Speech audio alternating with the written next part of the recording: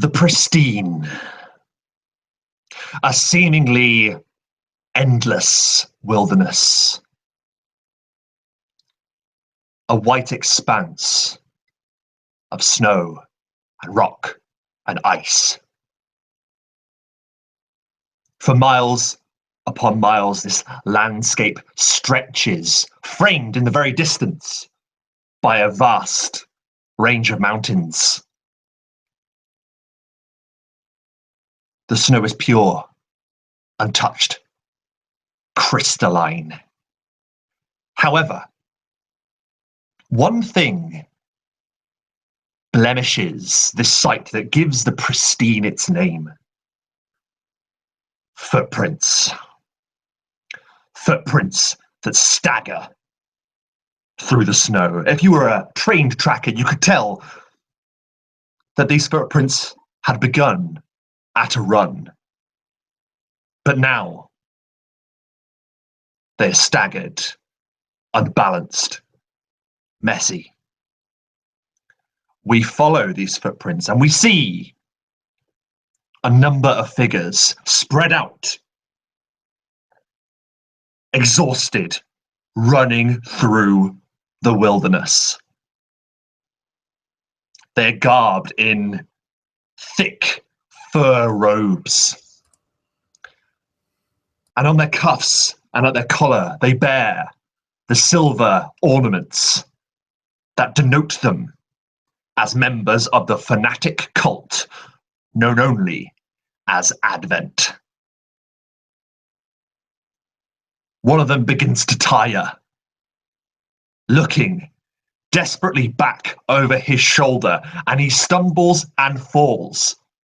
He's collapsed onto a snowdrift that suddenly gives way, and he finds himself sliding into a small ditch obscured by the brilliant white of this landscape. And as he skids to a stop, Marquise, I would like you to describe your character and explain how you coup de grace this Advent member that you have been hunting across the wilderness. Varsis does not move like how a living man should move through the snow. There's no struggling. He's not wearing snowshoes either. It's as if the snow is parting before him. And he's watching this man, this struggling man, turn back and look, but the camera turns with him, and you don't see the hunting marshal. You just see a single black circle, a black hole on the fabric of reality itself, bleeding liquid fire from its rim. And that same hole opens up behind this Advent member as the black blade of a katana goes straight through his back and straight through his heart. The camera turns again, lifting up from the chest, and you see the dark skin of a drow, the pale eyes, pale blue like ice chips framed by white hair, and he leans in, and you see the white puff of mist come from his mouth. Whatever he says to this dying man is lost as the sword is pulled out and the blood spurts once onto the snow, followed quickly by the corpse. Meanwhile, another desperate member of this fanatical cult is sprinting away, and he finds the ground beneath him collapse. He disappears into semi-darkness. He finds himself in a cave coated with ice and crystalline stalagmites that hang from the ceiling of this place. He has but a second before he too meets a grisly end. Dennis, I would like you to describe your character and how exactly he executes this member of Advent. As the figure falls through the snow into darkness, he briefly hears a soft whistling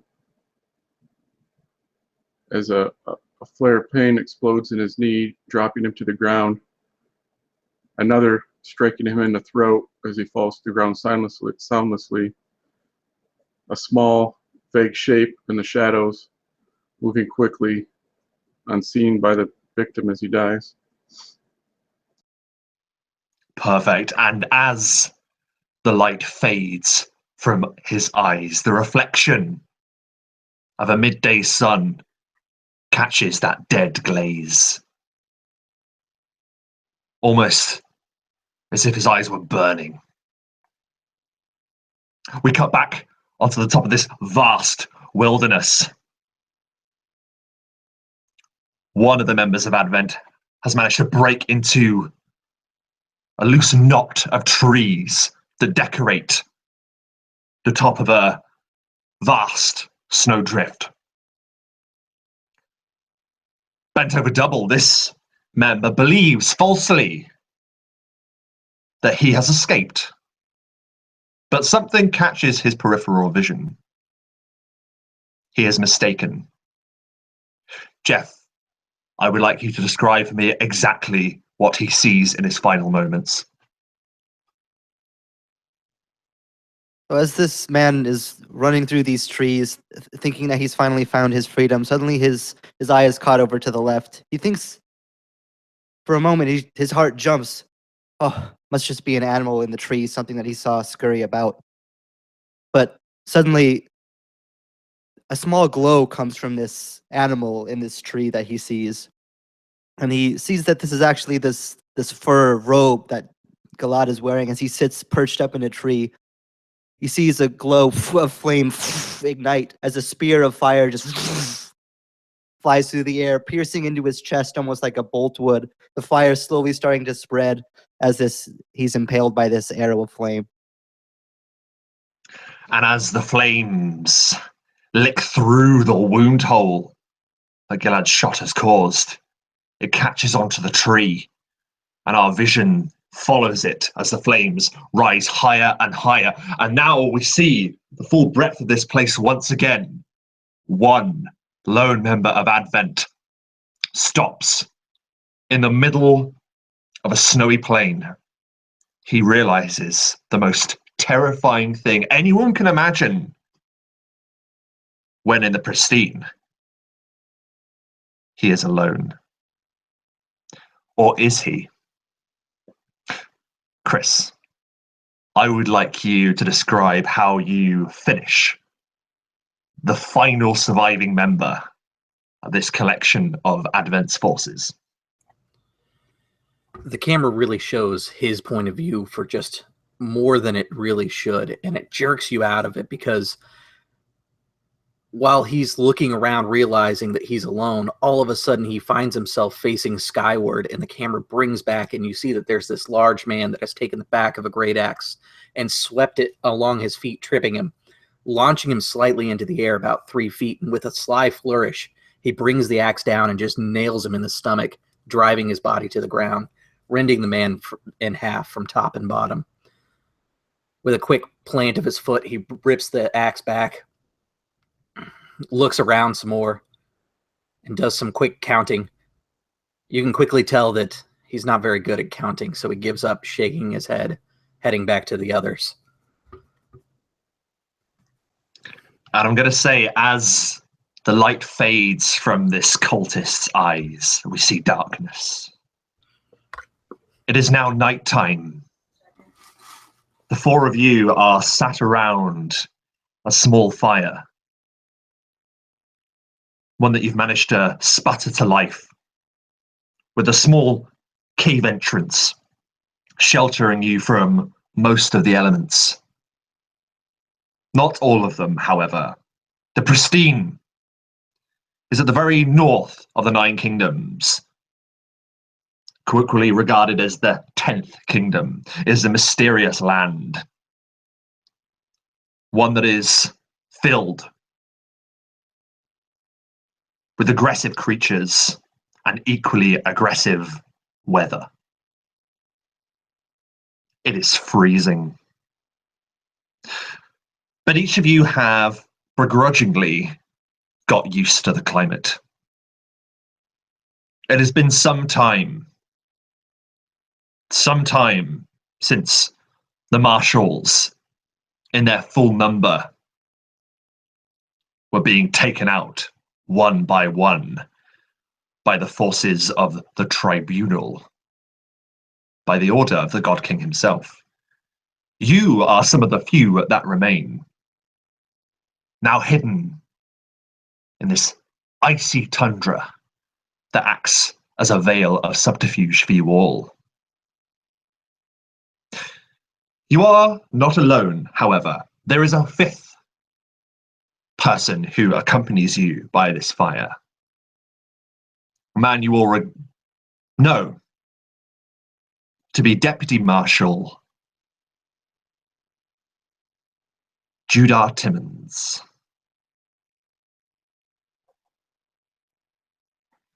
And he is lost in thought. It's strange. He hasn't spoken much the whole evening. This is the man who is your superior officer. He gives you your orders. And it appears like he's been waiting for something for most of the evening. However, as your fire spits and what small amount of food you have is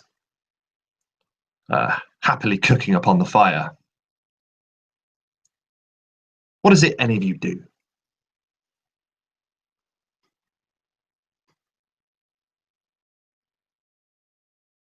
As we're sitting around this campfire, Galad has a small twig of some tree that he's plucked off, and he's twirling it in his fingers. And he just has kind of this look of impatience on his face, and as he twirls this thing around, suddenly a spark ignites this twig. As he kind of is twirling it around, it just crumbles into dust around his hand. He just kind of looks over to the rest of his party members, and he's like, "What the heck are we doing way out here? I'm sick of waiting here. What are we doing?" Same thing we've always been doing. Bringing justice to these people who don't got it themselves. Even though... And he stops for a second, and he puts one hand to his forehead and just starts rubbing it like this. And he takes it back off and he looks back at you, Gil. Even though I feel like... And he just kind of grunts and stops talking. Ever since we've come up here, all of you would know that Veraces has been talking less and less, and as if it's like he's been losing himself in thought mid-sentence a lot is the best way to put it. And maybe it's the cold getting to him, maybe it's the climate, maybe it's what the whole situation itself is fucked up as it is. But whatever it is, he just kind of stops again and starts staring forlornly into the fire. Judah shifts slightly as if hesitant to answer Gilad's question that is so outspoken that echoes across into the cave and out into the tundra. Such is the silence of this place. Naught could be heard but flickering flames. And then suddenly Judah stops and he stands.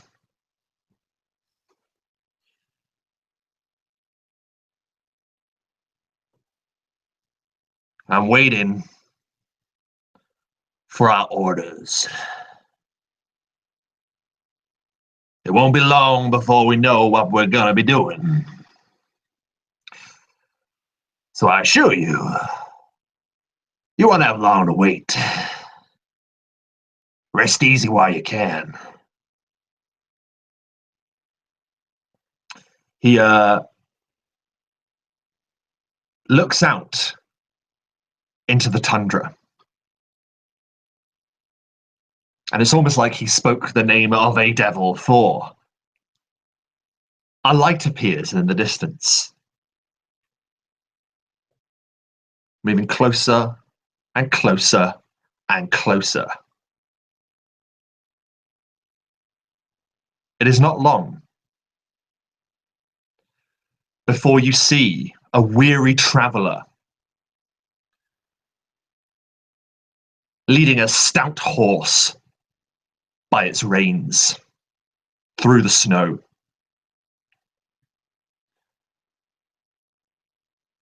Judah walks out to meet him. He is barely within the light of the fire. He exchanges a few short, curt words with this individual, who then surprisingly instantly turns around with his horse and starts walking back into the darkness. This is a strange thought to you all. It is not wise to be traveling out in the Pristine when night has fallen. And yet this messenger does. Judah returns, a scroll in his hand, and he shakes it open, regarding what is written upon it by the light of the fire. He reads a few sentences, shakes his head, reads a few more, and says, "No." He reads the final sentence and gives an animalistic howl of anguish. Ah! And he kicks a big shard of ice that clatters into the darkness. And he walks to the cave entrance. The parchment sort of floats down and lands next to the fire. I'm going to roll d4.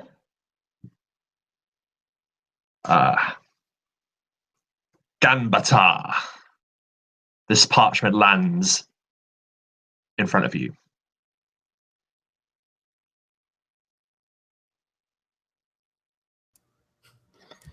Gambatar picks it up and, pulling back his hood, he finally reveals that his mustache has kind of maybe confused someone that was initially looking at him. He's actually an enlightened elf, and the hairs that he has, they grow fine in a thin mustache, but that's all the facial hair that he can manage. He kind of looks at it and shakes his head again, and quietly, without too much of a word, passes it to Galad, who's next to him. Galad has figured out by now that Gambatar cannot read, just like he cannot figure out numbers. And he just kind of nods with just an understanding. The judgment phase of that whole completely passed, and he just kind of takes the parchment as if nothing's amiss, and just looks at it. Through a quick scan of what you can see through the firelight, you see that this is an order that has been sent to you from the outpost 3 days south from your location. However, we will get to the orders, because it isn't the orders that stick in your mind. The sentence that attracts your attention is the following. Deputy Marshal Judah Timmons, you are to withdraw to the Lonely Beacon and to head south onto Far Wide. Ezekiel Raylan is dead. You would all be familiar with the name Ezekiel Raylan. He is a famous marshal, one that disappeared some time ago. And now his death has been confirmed.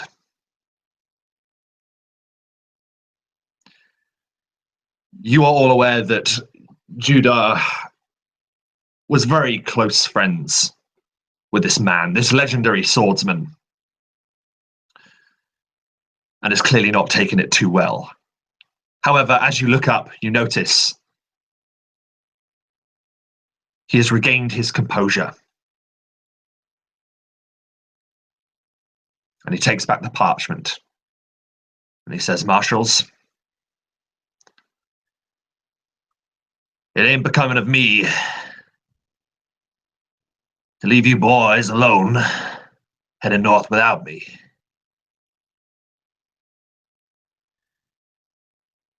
But it seems you're going to have to handle this on your own. So, You boys have got to continue north from here. 3 days travel. And you'll find that Advent have been up to their dark purpose. Once again.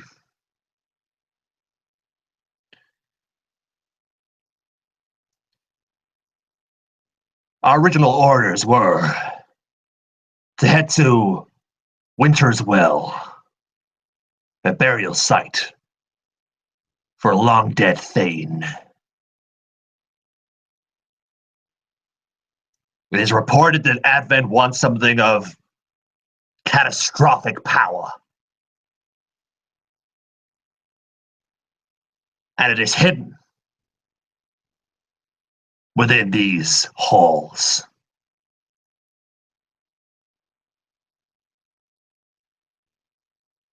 You must go to the hall of this Frost Thane. Destroy it. And prevent Advent from attaining this ancient power. I have something that might be able to help you. Judah looks around and he's actually going to look to Gilad. And he presents a vial. A strange vial of almost platinum-esque liquid that appears to be swirling in this glass. And he hands it to you. If anyone would like to make, if anyone has knowledge arcana, by all means do so now.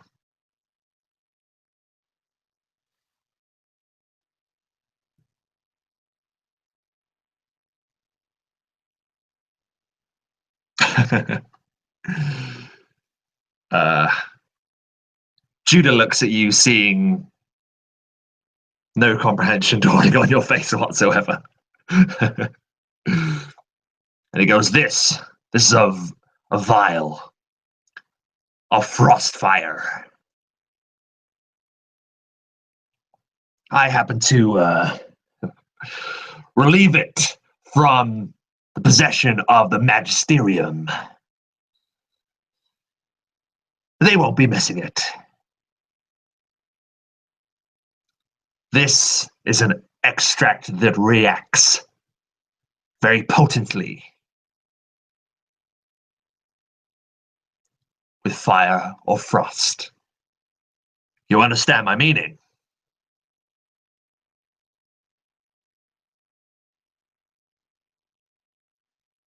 And Gilad kind of reaches out as he's presented this towards him and kind of picks it up. He's just kind of twisting it around in his hand. And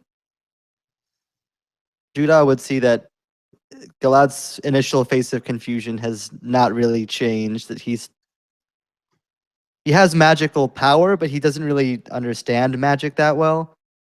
And he's just kind of still quizzically looking at this thing, like, which is with the expression like, dude, you got to give me a little bit more than that. Absolutely. And seeing that he still hasn't got through to you, he says, I'd like you to imagine a torch. Then throw that torch into a hay barn.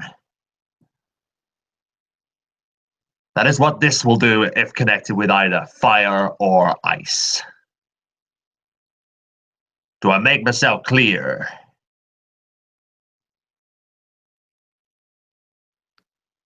Suddenly this look of understanding comes as they finally connect, meaning he just gives you this nod. Oh, we're quite clear now. Very clear. He looks about and he looks incredibly hesitant. Says, First Light, I'll be making my move. I suggest you get some rest. You're gonna need it. And as you all bed down for the night, the thoughts of your task ahead of you echoes throughout all of your minds. I would like each of you to make a history check, please, to see if you might know what the Winter Well is.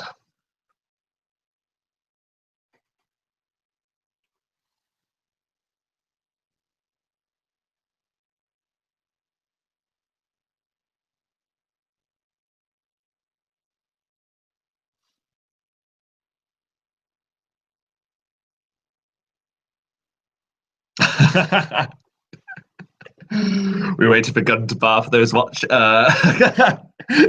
Good roll.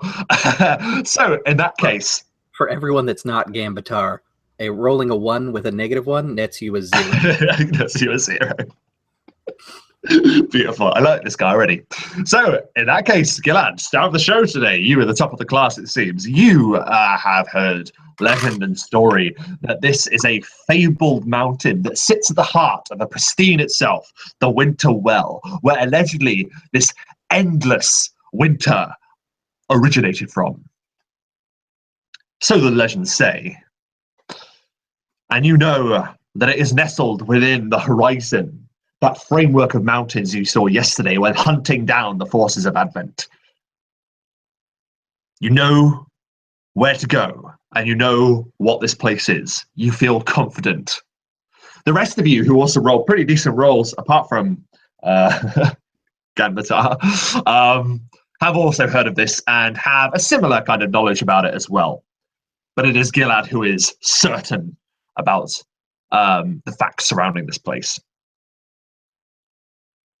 As you wake the next morning, it is of no surprise to you all that Judah Timmons is already gone.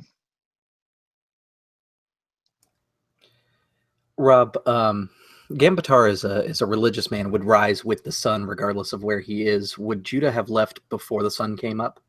Nope, so he didn't make a mysterious exit after all.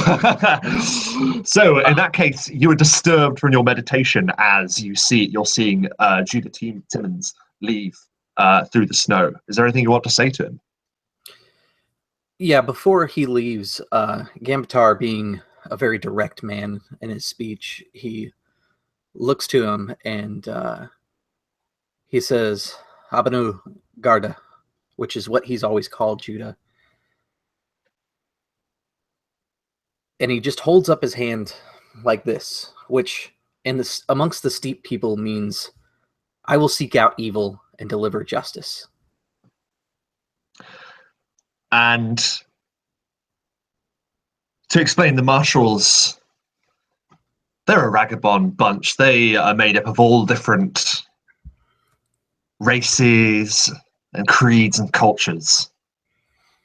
But they all respect and understand their own code of honor, and that is justice and to do the right thing.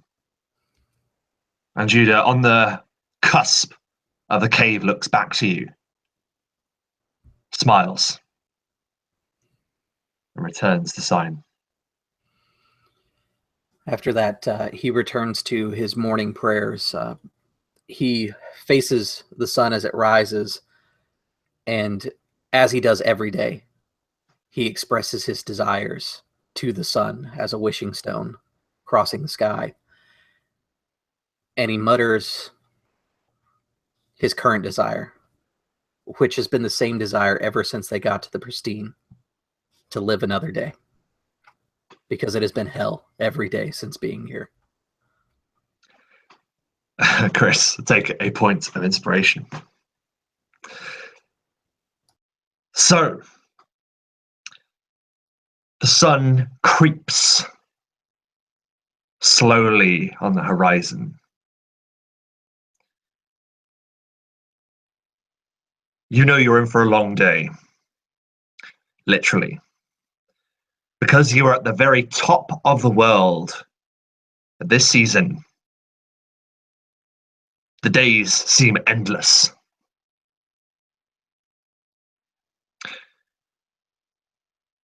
You can prepare whatever you like before the treacherous and dangerous journey that awaits you.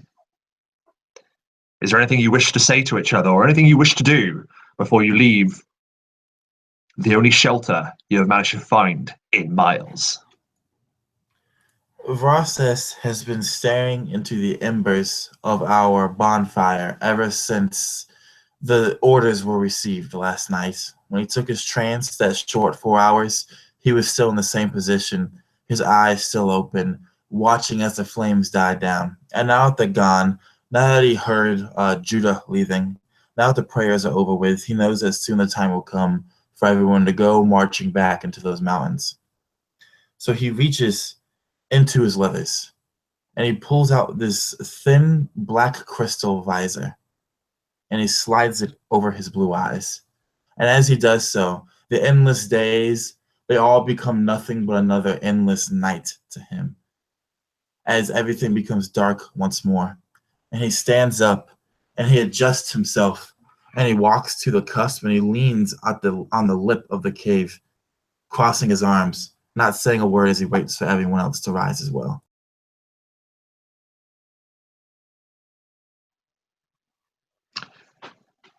Dennis, how is Rizal preparing before the journey ahead? When he wakes, seeing the fire die down, he will quickly restart it, not knowing what lays ahead. He will prepare what meager rations there are left to make for breakfast for everyone. As he does so, he remains silent, observing the others. They're each in their own contemplation, it seems, of the news and of the journey ahead. And he's quick about his work, and once it's prepared, then he'll give a serving to each. Perfect. And as Rizal, this goblin that you're all very much used to, you're used to hanging out with a goblin. If you were in civilized society, then probably wouldn't go down so well. But you're not. You're in the wilderness. You have a fine meal made up of the rations that you have remaining. You still have some obviously left for the journey and back, don't worry. But it is rationed carefully. Gilad, is there anything you wish to do before you leave this mouth of the cave and head towards the winter well?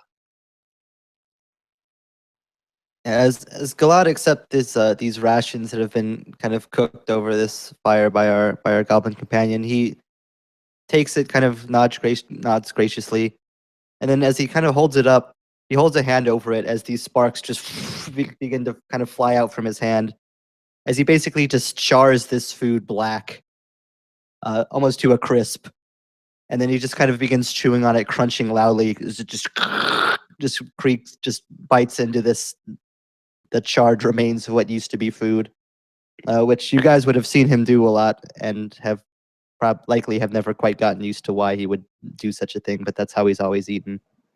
Yeah, even though he's seen it many times and probably expected it, as always, he'll give a click of his teeth and a shake of his head as he walks away, moving on to the next.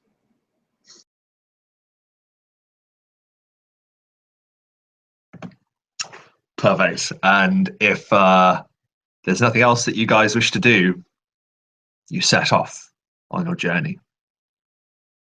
The first day, surprisingly, is relatively pleasant. As pleasant as it can be. The sun is up. There are no clouds in the sky. There is no blizzards that whip ice and snow into your face. It is an agreeable day.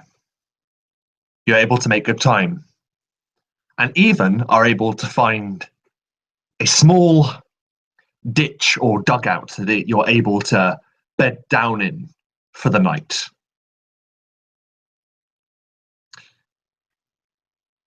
I'm going to roll a d4. That's always a good sign.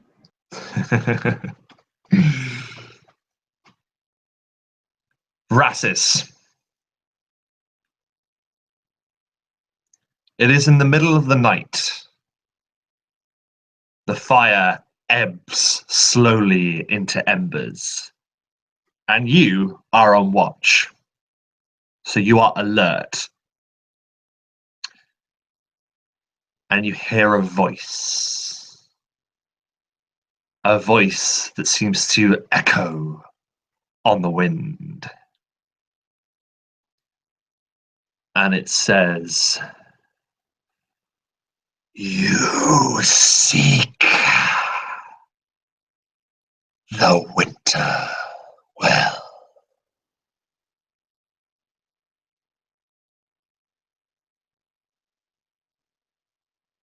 You hear nothing else. Vrasis looks over his shoulder and into the darkness beyond the camp.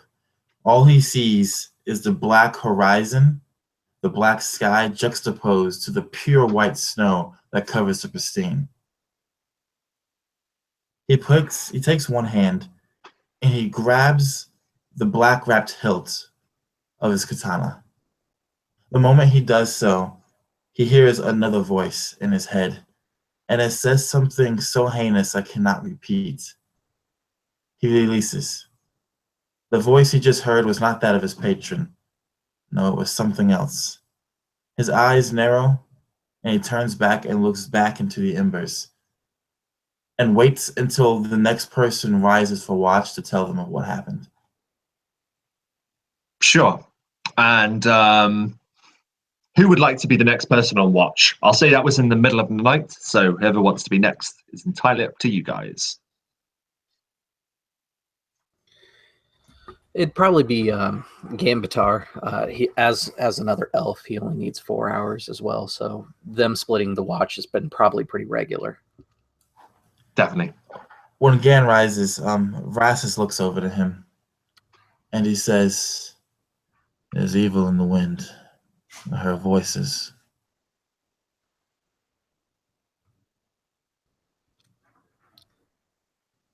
Gambitar seems visibly disturbed by the way that you said it, because it's kind of the same language that he would use to describe what had happened to you.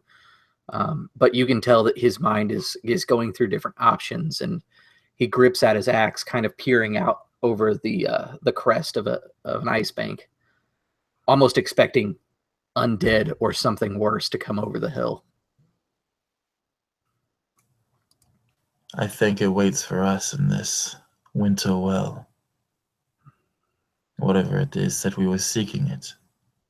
If Advent is there, it is either them or something that is ambushing them as it will ambush us."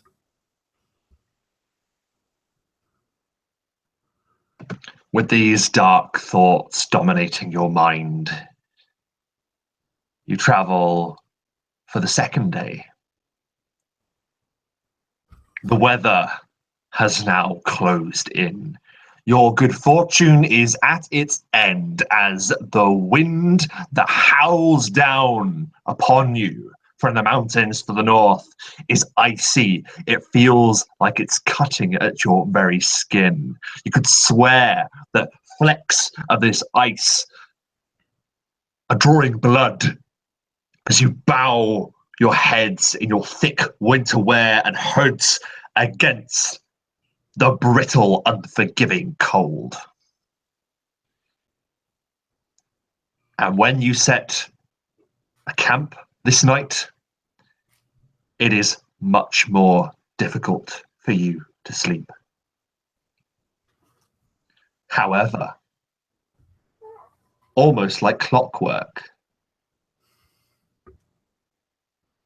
as Vrasis takes his watch again, the voice can be heard, whispering in the wind. "You seek the winter well, do you not?"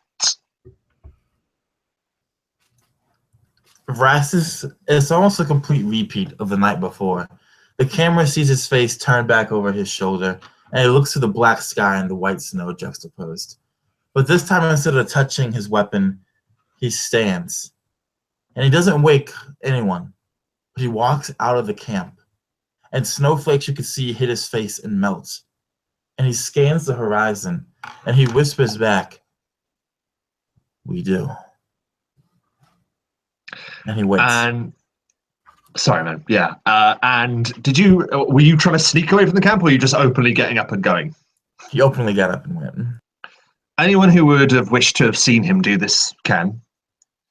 However, Brassus, as you're looking into the darkness, you're now out of that strange glow of the fire that is, with all the snow coming down, it's sending these dappled shapes across the landscape. But as you leave the glow of the fire, you can see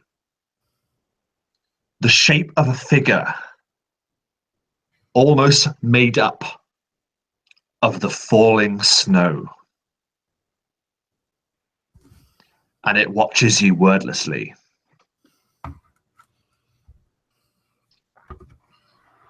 And before I respond, does anyone else wake up or no?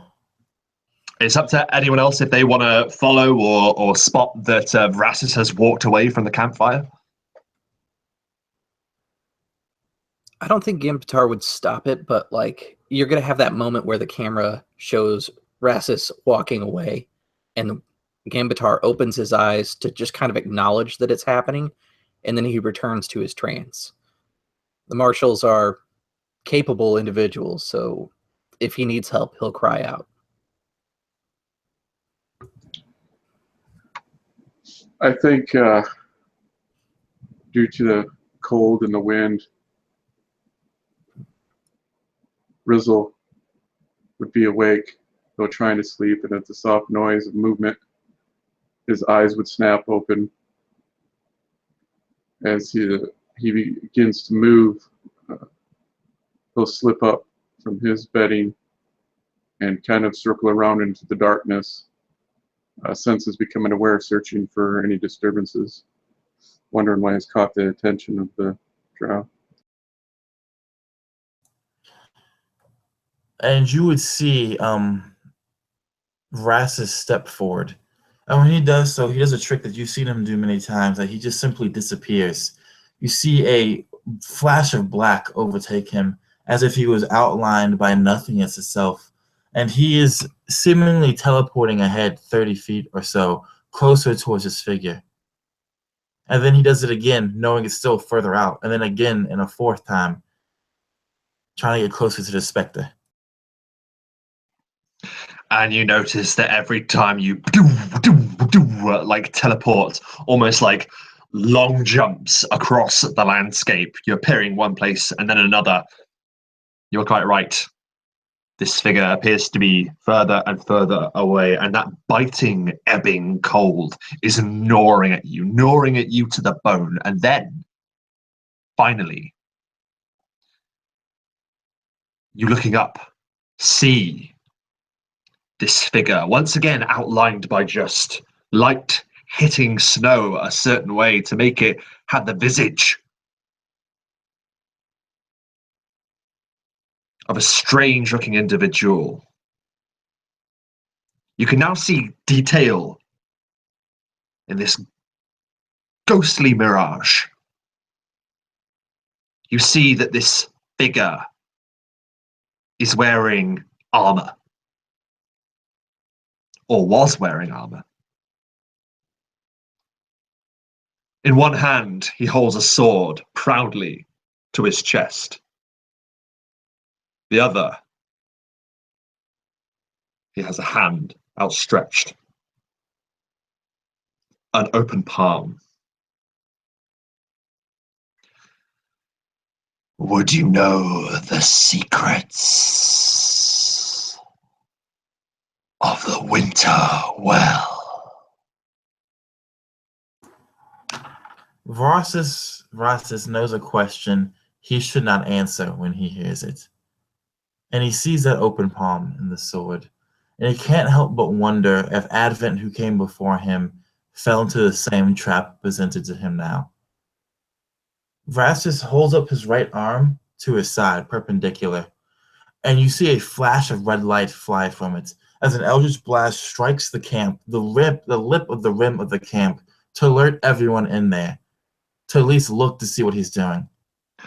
There And then is. Oh, sorry. Go ahead. Go ahead. I was going to say, and then he reaches out with his left arm, as if trying to reach that ghostly hand, and he says to it, "I would." The eldritch blast flourishes the fire almost 6 feet into the air. All of you are immediately alarmed, and whirling about, you spot in this flash of light that dances across the wilderness, dancing across these frost tides. You see your companion face to face with a ghostly image that now, Vrasis, appears to be getting corporeal, as if the snow that is making up its image is starting to freeze into place, and all of a sudden an ice statue of the same image is now standing before you, and the voice echoes, "I would have payment first, first, first, first." What are the rest of you at the camp doing, first of all? Well, I imagine when I first would have observed him teleporting away, that Rizzle would begin loping after him. And from some distance away, as he sees this flash and illumination, at first he'll instinctively give a soft hiss as he is briefly revealed in the light, as he flinches away from it, scampering away from his current position. As the darkness begins to unfold him once again, he'll begin a soft sing-songing whistle that is quickly, of course, drowned out by the wind, as he slowly reaches back to notch an arrow and begins circling closer in the shadows. That's beautiful. What are the rest of you doing?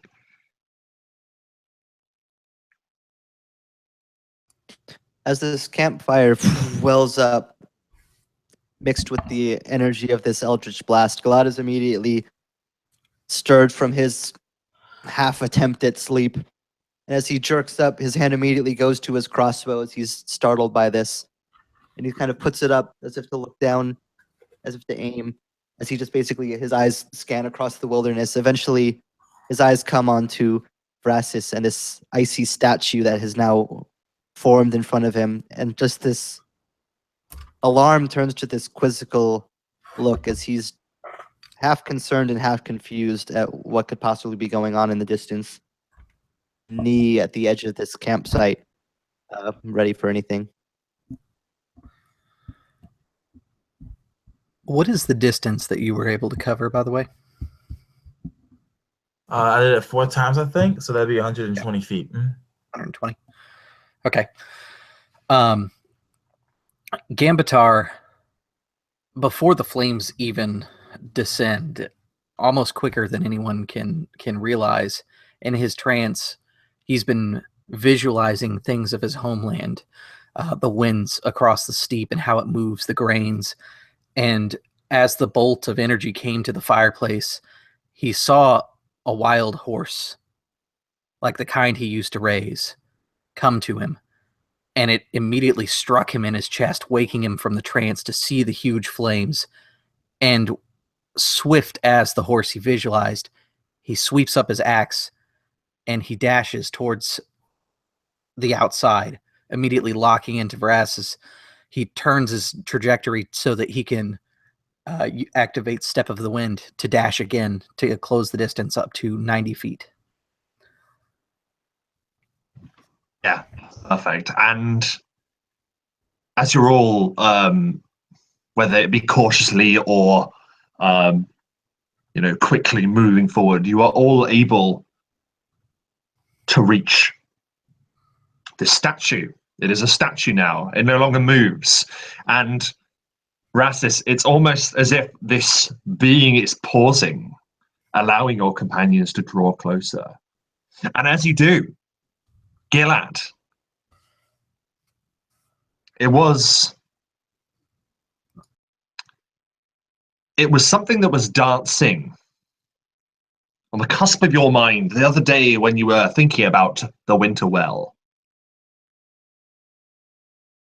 Story goes that the Pristine was once home to ancient and highly advanced civilization. But now any remnants and any proof of that is buried deep beneath the snow. But what does remain are the stories. Stories linger long after brick and mortar have crumbled into dust. And you remember a tale of a silent watchman, a frozen soldier, doing anything he could to escape the battle that caused the end of this civilization. Taking money from the dead, trinkets, odds and end, anything to be able to buy and survive until he returned south to his family. But as all sad ghost stories go, it was not to be. This figure, frozen in time, frozen in the snow that whirls about the Pristine, has now made itself known to you all. And once again, it demands payment. Rastus' ears twitch at the sounds of his comrades moving closer. And he lowers both of his arms and he says to the statue, "This is not the first devil who's ever offered to make a deal with him." And his hand absentmindedly grabs the hilt of that katana again. And he breathes out this puff of white mist. And he turns his eyes over to Gilead, who I imagine is the closest now. He's not fully aware of where Riz is. And he, with just his chin, he indicates for Gilead to step forward, seeing if he knows the answer to these riddles about payments, to see if he has any insight to offer before Rastus makes what will undoubtedly be a mistake. And Galad just kind of meets Rastus's gaze and just kind of, his eyes kind of peer off into the distance as he kind of searches his own mind. This statue, it reminds me of a story, a stupid story that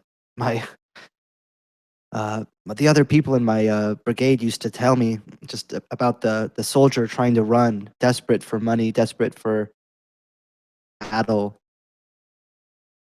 They told it as a tale of cowardice that's what we would become if we didn't fight. But something about this seems eerily like that. I don't know if that means anything, but the story lines up too closely for me to put it out of my mind. At those words, the wind rises, seemingly localized around this statue, as if prompting you onwards on your train of thought. These icy shards flicking into all of your faces, making you squint, looking at this macabre figure, immortalized in ice, now just still blankly staring into your eyes. Rastus, go ahead, Gil, if you want to do something.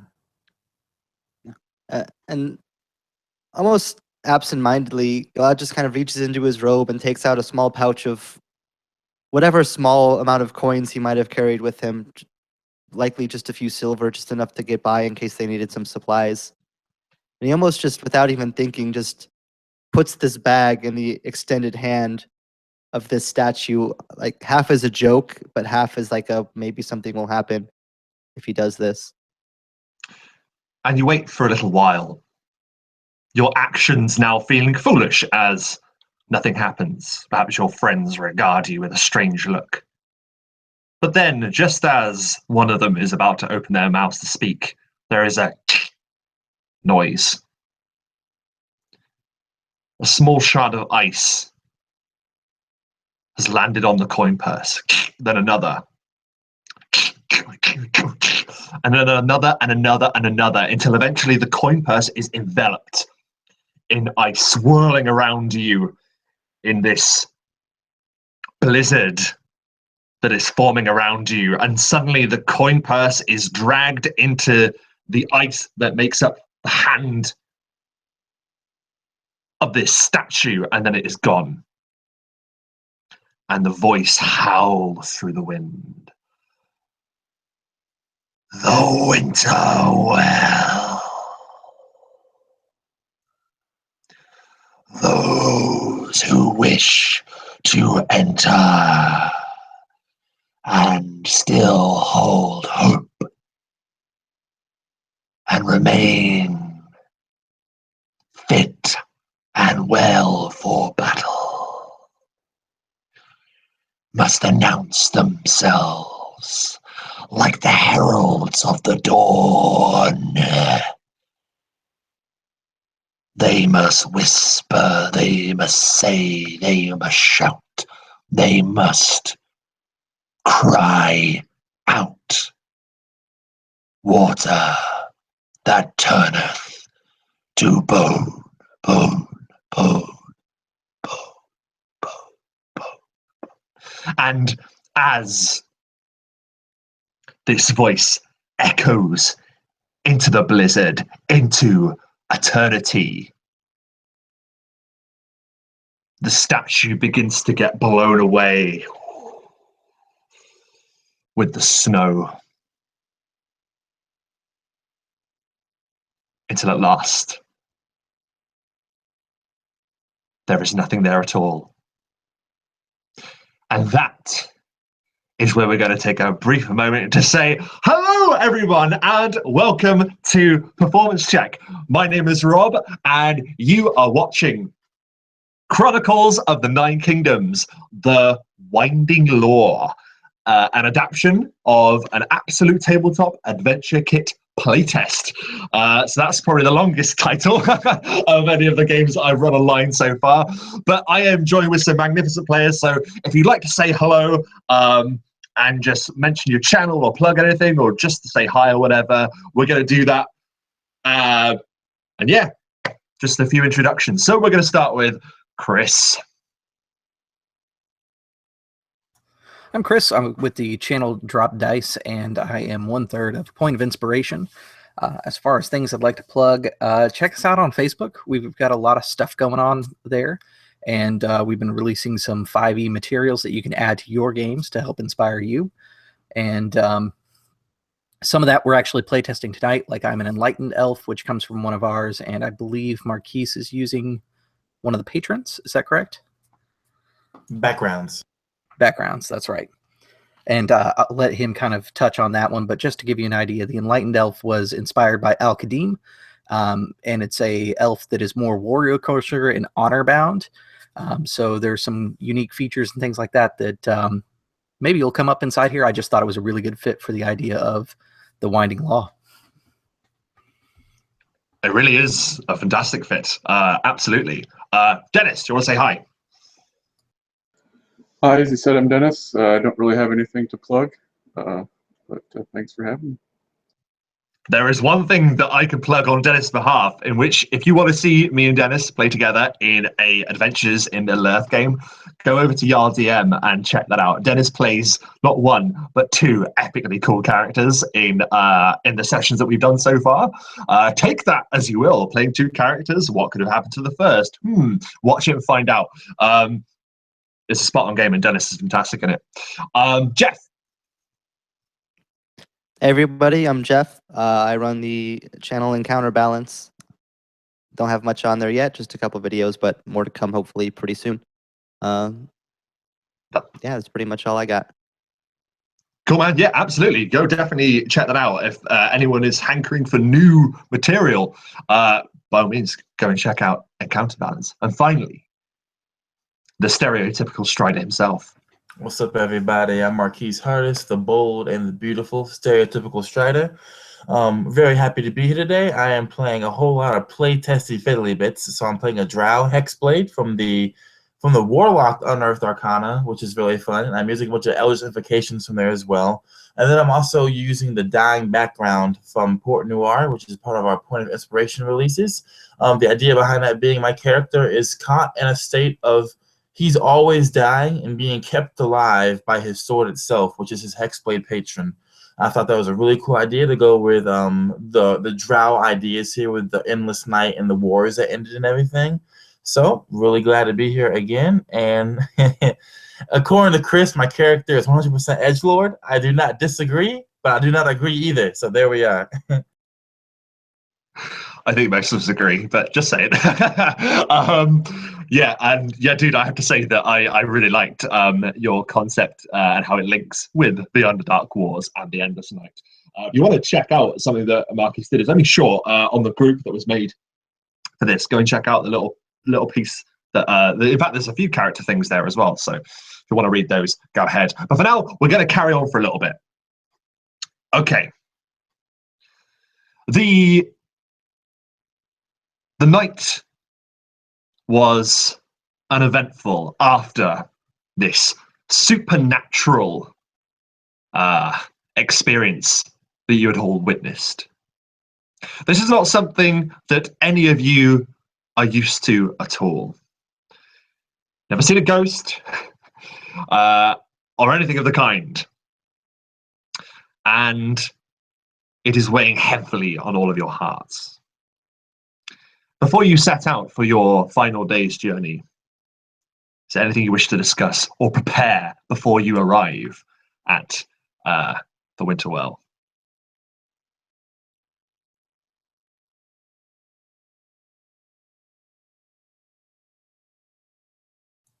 Rastus would look at Gil, and he would point to his pocket, and he would say that what Jude gave you, that vial, do not use it unless you are completely positive that none of us will be making it out fully alive. Because, and he looks around, there is frost, as he said, everywhere. And both me and you produce a lot of fire. He just looks at you, just kind of the realization kind of dawning over him of how dangerous a vial like this could be in this type of surrounding. He just looks and just nods. It is highly clear to you that as your mission is to destroy the Winterwell, this would definitely be the thing to do it. However, it might require tactical, analytical thought before using. You think to yourself. And with that, if there's anything else, you continue for the rest of your journey. I think before setting out, as they're having this conversation, Rizzle would chime in and say, well, if it comes to that, at least we'll have one more chance to be warm before we go.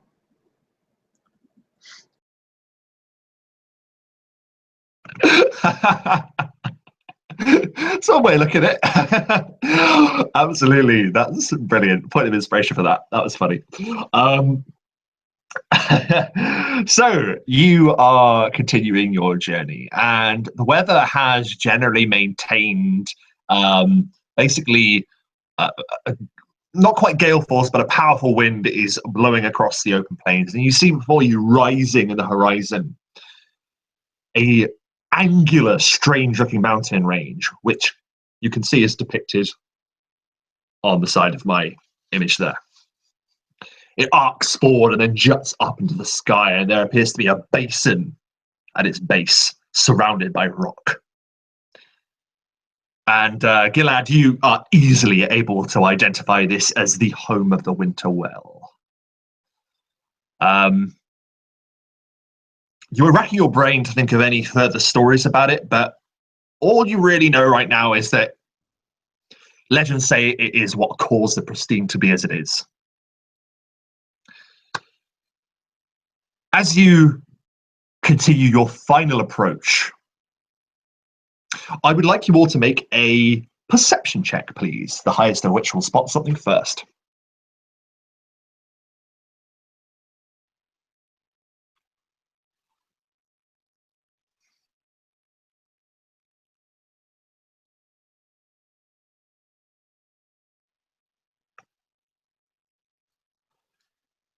Oh.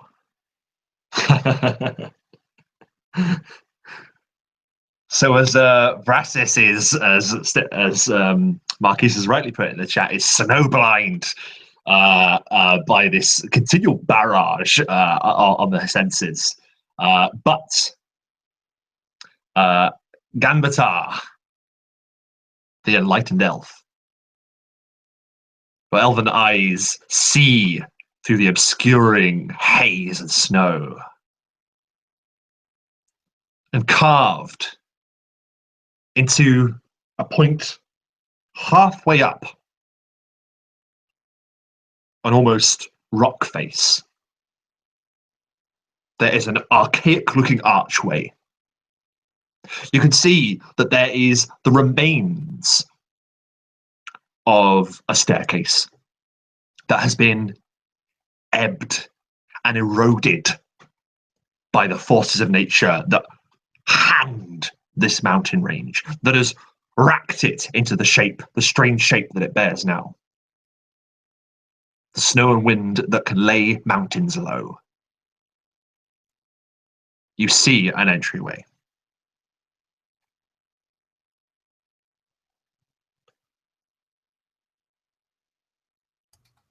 And Gambatar continues to walk, and you can hear the crunch of his boots into the snow. Noting the doorway, he looks to his friends and close allies here.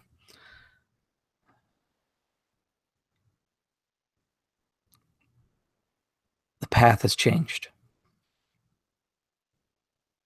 The stairs have gone with winter into spring.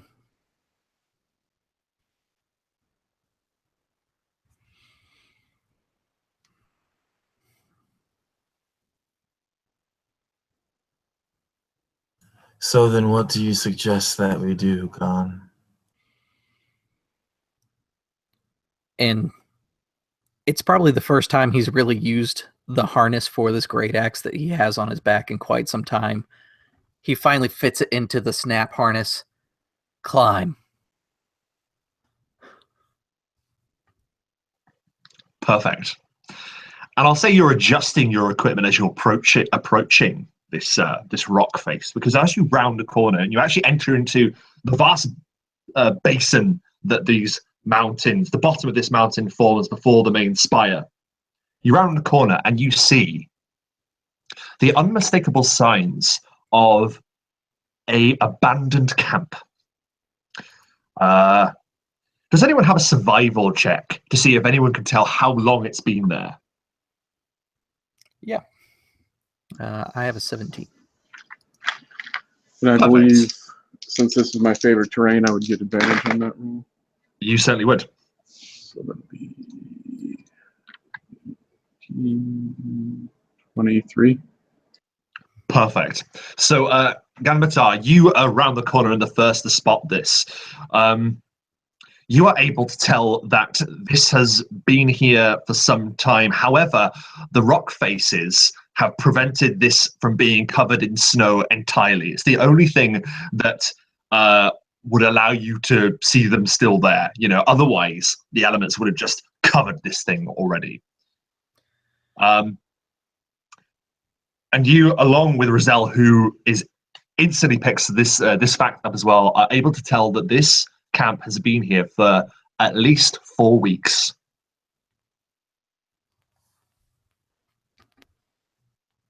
I think to kind of reference the numbers that were rolled, Gambitar takes note of the camp, immediately sees the rock face, and begins to check out the rock face, completely passing the camp while Roselle gets a more detailed look.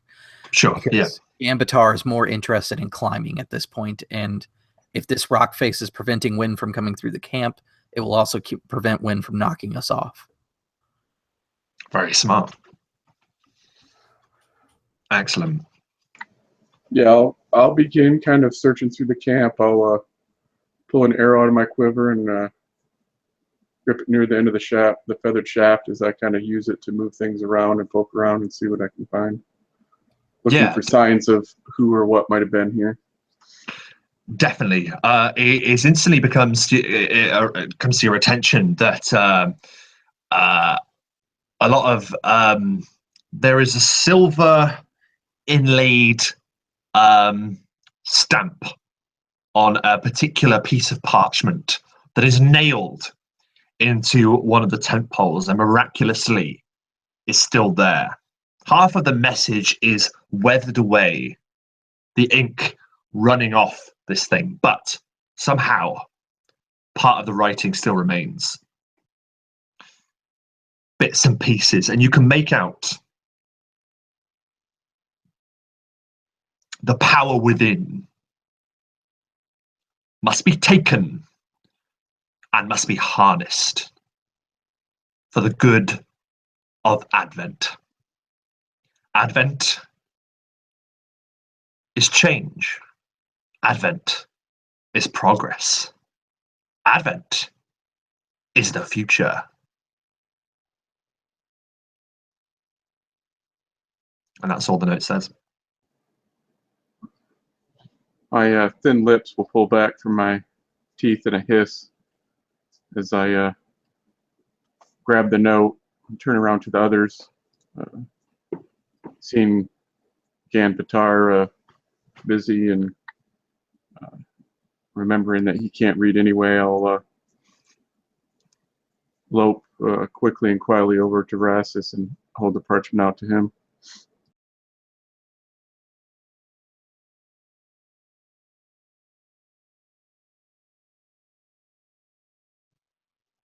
Rassus, are you taking it? Sorry, for some reason I completely missed you talking about it, but yes, Rassus does reach out and take it. And then he quickly looks over it, and he looks back to Riz, and his hands close around what he's been handed to. And he whistles for when God finishes his rock wall appraisal to come look at it as well.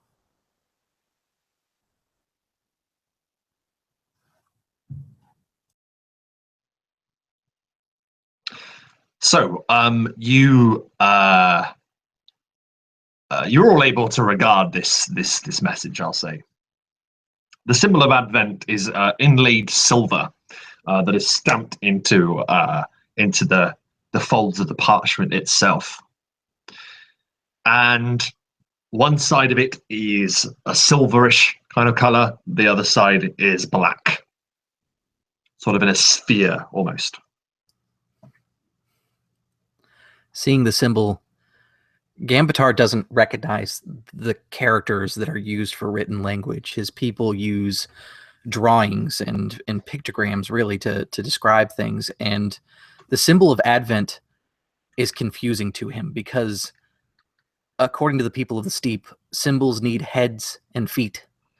They have to have a top and a bottom. The symbol of Advent is a circle with sides, but no head and no bottom. It doesn't make any sense to him.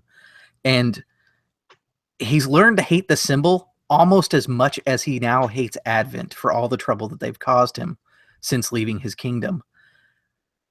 And looking at the silver, he just takes a small hand axe and tries to carve out the silver, because the only thing that's value from Advent is taking these seals, because you can at least melt them into coins.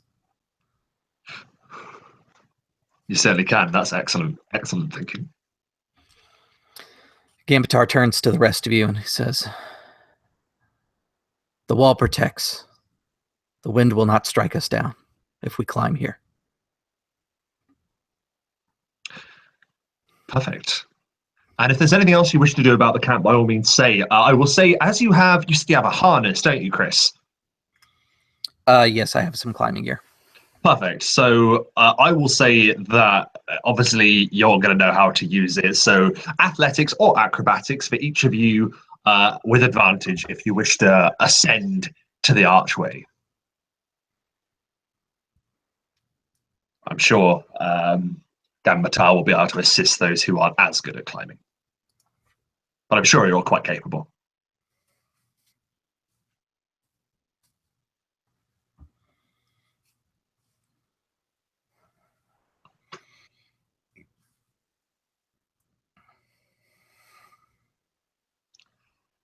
Wow, nothing below a 21 to our dear viewers. You all are able to professionally. You've climbed up ropes in training, like you've had worse. You were all able to ascend, and while climbing, you see that had you attempted the actual rock face, it would have been incredibly treacherous indeed, and could have seen to a broken bone or two if one had fallen. But you do not. And Gambatar leading, I will say, you're all able to bustle into this archway. The climb takes a fair amount of time. You take it steady. And you are all greeted with the sight of a long hallway that appears to descend down into the mountain. It is very dark also.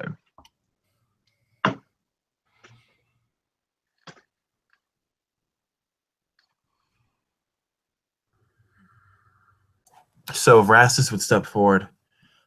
He is, even though he doesn't remember his times in the Underdark, his life in the Underdark, he is still a drow. And no one here has the eyes that he does when it comes to peering through darkness. So he strides forward and he turns to the others. And he looks specifically to you, Gon, and he says, well, he doesn't say anything. He actually just nods his head once. And usually the two of them do this when one of them goes forward and the other one is supposed to follow right behind them, because both of them are usually the ones on the front lines, and both of them usually have each other's back. So with that being said, he would look away from Gon after making that nod and begin walking down towards this abyssal opening into the mountains. Gun follows, and he still has the axe inside this back sheath, and because it's a great axe, the shaft of it sticks up a good 5 feet almost above him, and he clicks it against the doorway, realizing that he can't continue walking with it like this. He breaks it out of the snap sheath and puts it over his shoulder, as he's grown accustomed to.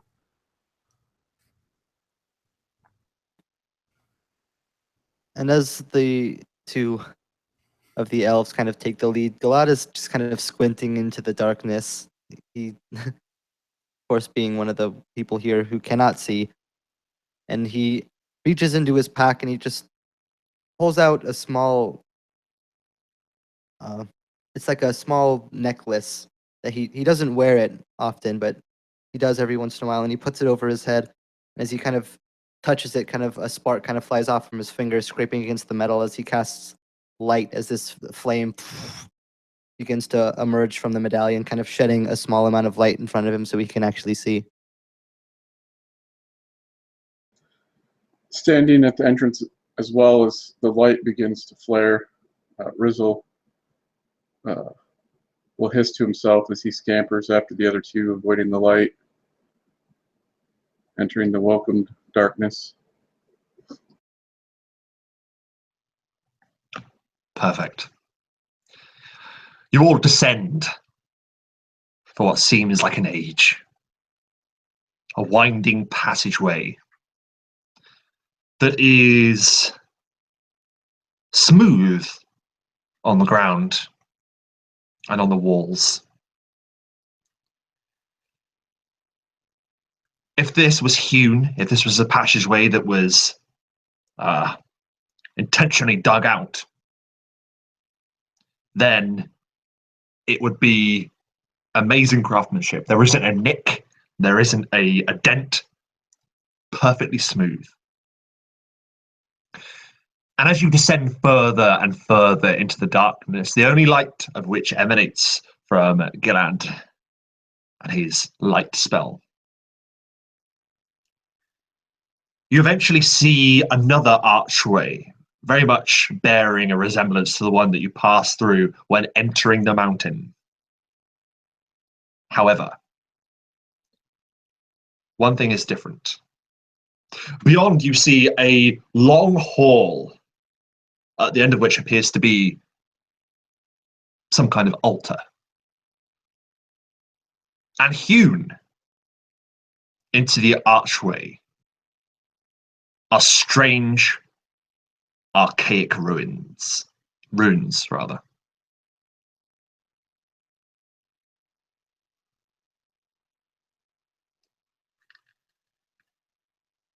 Ross stops essentially right before the runes, and he looks up. He reads them. The first person he sees when he turns around is Gon, but he knows Gon can't read. He'll just look at the runes and be confused because there's no hands, no head, arms, or feet. So he looks past him into the almost blinding light spell, and squinting into it, he says, "Gil." And he doesn't say anything else. He just turns again and looks up to the runes. And Gilad just kind of walks forward, his eyes tilting up towards this archway. He kind of holding up the medallion in different spots as the light kind of shines across it, just trying to get a look at these runes. Yeah, they're really mysterious, and they're all they're kind of out of place considering the sleek nature of the design of this place.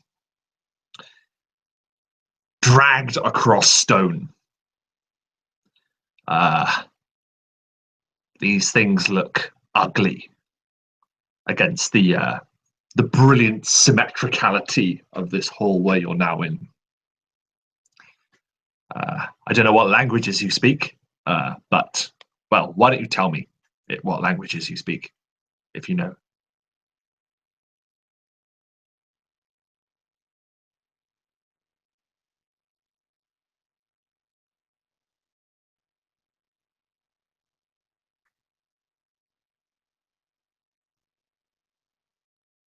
The beautiful language of silence.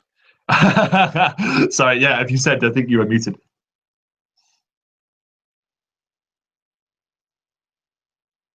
Just comment, so.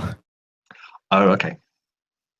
To be honest, this doesn't really, I will say, this doesn't really look like a language as such.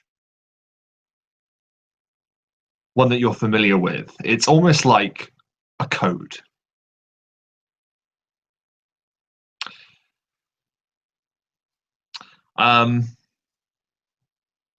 There is one in particular symbol that stands out.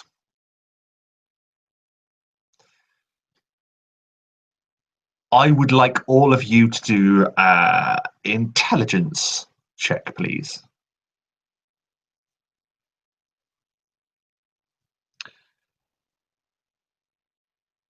Brassis, you can do yours at advantage for a reason I will go into shortly.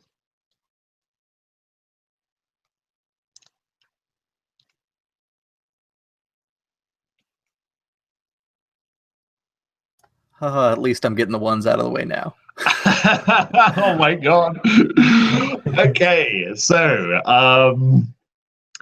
you have a fleeting memory, Brassis, although you can't quite figure it, but it's almost like when the strange spectral figure appeared before you in the snow and formed into ice, that it kind of seemed to make that symbol upon it racked into the ice itself. His eyes narrow, and he turns to Gil, and he says, do you remember what the spirit said when you gave it its silver?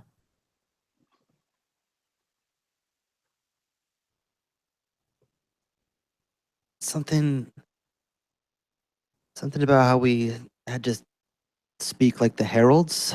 That's all I remember. Said we must whisper, we must say it, we must shout. We must cry out, he says, finishing that part of the riddle. And then he turns to Gon. And he hopes against hope that he was listening. And he says, Gon, did you catch the end of what was said? As you turn to Gon, unsurprisingly, he says, water into ice, something of bone. He can always remember the gist of things, but there's a language barrier that just doesn't quite get it. And while he doesn't quite get it, he is, oddly enough, the closest. So, if you are to remember what this is, I will allow you one further intelligence check, Ganbatar, to see if you can recall it fully. He kind of mutters to himself, and he says,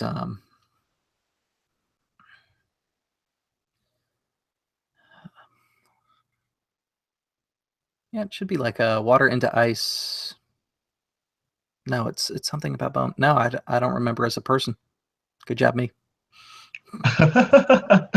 Do you want to make an intelligence check? If you get it, you'll understand. If you don't, you won't. Okay, that is a 17. Perfect. And then, wincing as hard as you can, desperately trying to remember the words, you remember, and you hear that voice. Cry out. Water that turneth to bow. He's still kind of trying to figure it out, and he says, cry out, water that turneth to bone. As the last of these words escapes your lips, there is a and it's almost like a strange cold wave breezes up the tunnel, and icy dust is lifted into the air for a second and then falls to the ground motionless.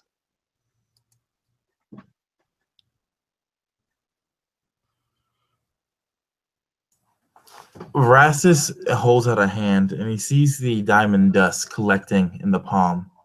And he rubs it a little bit in his glove, and seeing that it melts just like normal, he shakes his hand and he looks to Gon and he nods an affirmation, a good job. And he turns and he goes to take a step further down the hallway, but he stops again and he looks back to Riz. What is Rizel doing? Well, what he attempted to do is basically circle away from the light and try to be stealthy as he was on guard and watching as others messed around with the rooms. All right. That's perfect. So not actually seeing Riz is the best thing that basically Varys could hope for, because knowing that basically he is our protector in the shadows, he is our scout, and he is our last or our first and hopefully the last line of defense. So knowing that he's essentially invisible to us means he's invisible to Advent and our other enemies. So he turns back around and he continues going down the hallway deeper into the Thane's tomb. And as you step through the breach, there is another breeze, but nothing further occurs. You are now able to walk through this grand-looking hall that is carved into this mountain. And you see before you an altar on which a number of strange things lie. And this, for both the players of this game and the audience, I'm just going to let you know, we're going to roll some random stuff now. So, bear with me one moment. whilst I quickly check something. Because part of the reason we're doing this is to demonstrate how this is, can be play tested. So let me see. Marquise, as you're the one that's approaching, give me a roll of a d20.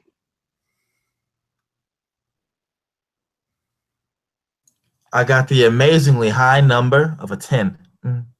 Number 10, okay. So you see a strange, gnarled stave of white birch topped with quartz that lies across this altar. You can see that it is covered in a layer of frost. However, it does not take any check for you to also notice that this layer of frost is slightly disturbed by an unmistakable hand mark.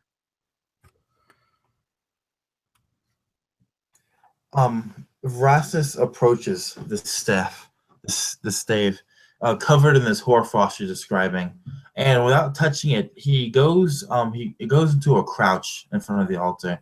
His eyes narrow as he leans in. Can he see, or make like an investigation check or something to see how recent this handprint is? Yes, certainly. And if anyone would like to join you in making that assessment or any other assessment of this room, by all means, I would say survival check again, because it's kind of like tracking marks, Survival. isn't it? So yeah, survival. Right. That is going to be a flat 15. Perfect. I would like to aid letting him roll with advantage. Certainly, by all means. That's a 2 with advantage, so we're going with the 15. We'll go with the 15. Okay. Within recent weeks, maybe 3 or 4 weeks. He looks over his shoulder. I imagine, actually, Chris, can you describe how Gon was helping? Gon would have... It's more like he's keeping watch on the room, but as he's kind of bracing himself, waiting for something, he kind of glances over his shoulder and he notates the impression that the palm left. That would have been the warmest point of the hand, that there's too much frost rebuilt up on there for it to have been an entirely fresh mark. But that's really the extent of the help that you get from Gon. When Gon says that, Rassus agrees, and he sees the fingerprints too. And he actually looks at the cracks in the ice and how they've basically been rebuilt by the frost, and he gets the same information you get. And he stands back up and he looks to the rest of the party, and he says, I strongly suspect that it is Advent who grabbed the staff. Because these were done within the last few weeks, and I can assure you that this hall has been around a lot longer than those weeks.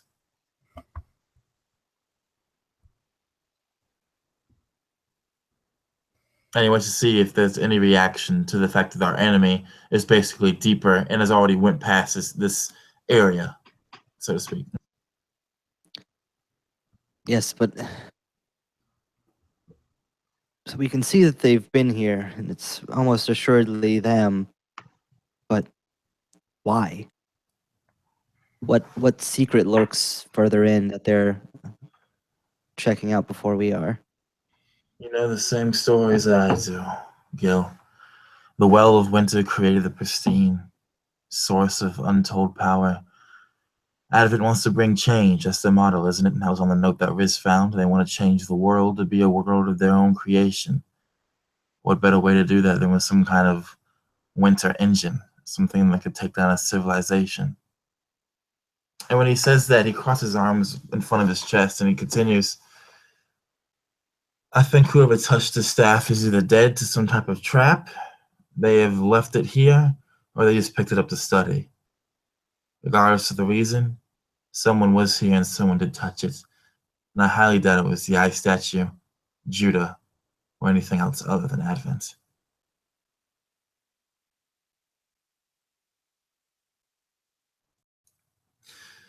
And with that, he would look around the room some more to make sure there's nothing else that we've missed in this grand hall you were talking about.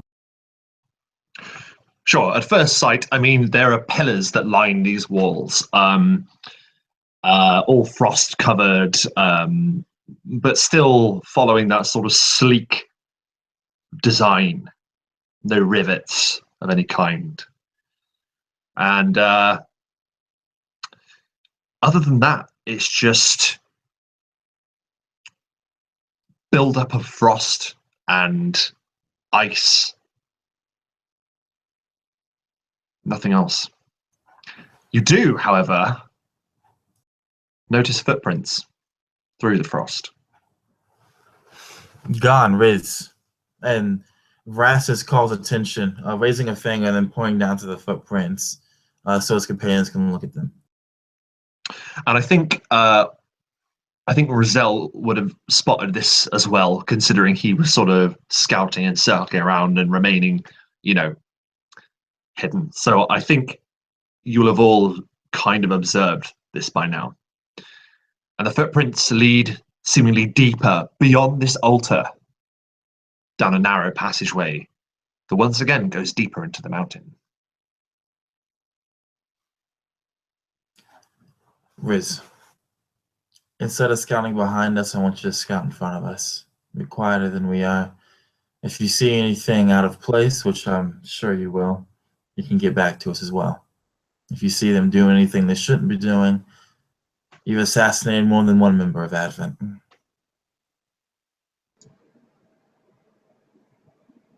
From the shadows, his lips will crack a smile, revealing his rows of sharpened teeth, his tongue licking his lips in anticipation as he gives a soft whisper in acknowledgement and then scampers down the tunnel. Once he does that, Rassus is going to count to 30 in his head. And once those 30 seconds have passed, he will then begin to follow after Riz. But before he does so, he turns and looks back to Gil and he says, "You're going to need to dim that light." And then he keeps walking. And as he says that, Gil just nods and kind of hides the amulet kind of under part of his cloak as he kind of ventures down into the hallway, so it can still give him enough light so he can follow his own feet. But he's trying to cover the light as best as he can, as to not alert anything that might be further ahead. Gambatar, not realizing that Vrassus was not speaking in euphemisms like he does, just kind of puts a hand on Galad, and he says, "Nothing will dim your light." And he moves forward.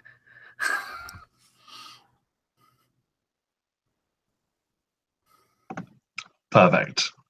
So our vision cuts to Rizal. So Rizal is scampering down the hallway. And you see ahead of you an eerie bluish white light. As you notice that finally this corridor now opens up on a different room. As you peer in, still hidden in the shadows, you see what appears to be a frozen shrine, glowing this pale bluish white. And as you get closer, somehow you notice that this place, this room, is significantly colder than where you've been so far, even outside in the elements, way below freezing.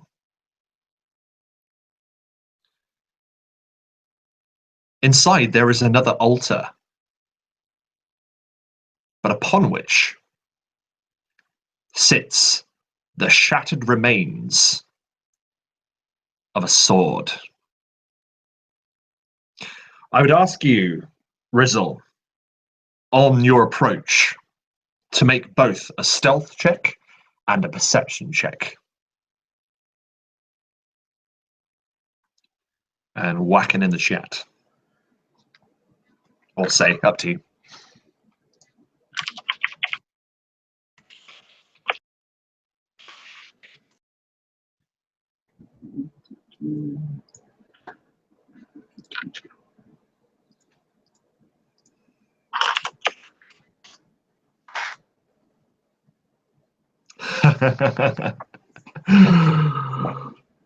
So, that is a natural 20 on the stealth.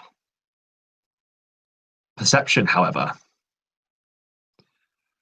grants you the following image. As you peer into this shrine that houses this shattered sword, just for a second, you think you saw part of the wall move.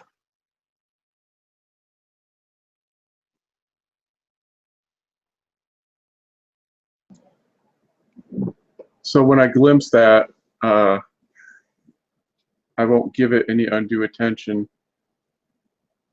But as I'm kind of observing this altar, I will begin circling it, moving it towards where I thought I saw the wall move. And even though my eyes are directly on the altar, kind of focusing my attention on that spot. And I would like you to imagine this as cinematically as possible. I'd like you to imagine us looking at Rizel at his height. And over your shoulder, as you move closer to the wall, it's almost like you can see sort of a slight vapor moving out of parts of this wall. And then right above your shoulder, an eye opens. And you realize, horrified, though you have not yet been spotted, somehow, perhaps hidden by a drift of frost that has been pushed up against the side of this wall, you are now standing next to 5 people whose skin is as icy blue as the walls that surround you, camouflaged, waiting. However, you appear to have been unseen. You are frozen to the spot, the hairs on the back of your neck rising as you suddenly realize the predicament you're in. What do you wish to do now? So yeah, as you say, I think I would immediately freeze and counting heartbeats, I would slowly lower to a crouch. My bow pointed down, the arrow notched, though pointed to the ground as my gaze, my eyes flicked to the entrance I came from. Using my dark vision to peer down the tunnel to see if I can see sight of my companions. And sure enough, you do see your companions, I'm guessing, approaching stealthily, or at least quietly. If you would all like to make stealth checks, by all means.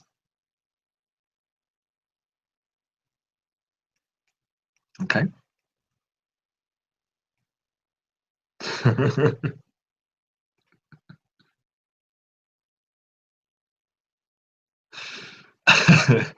Okay.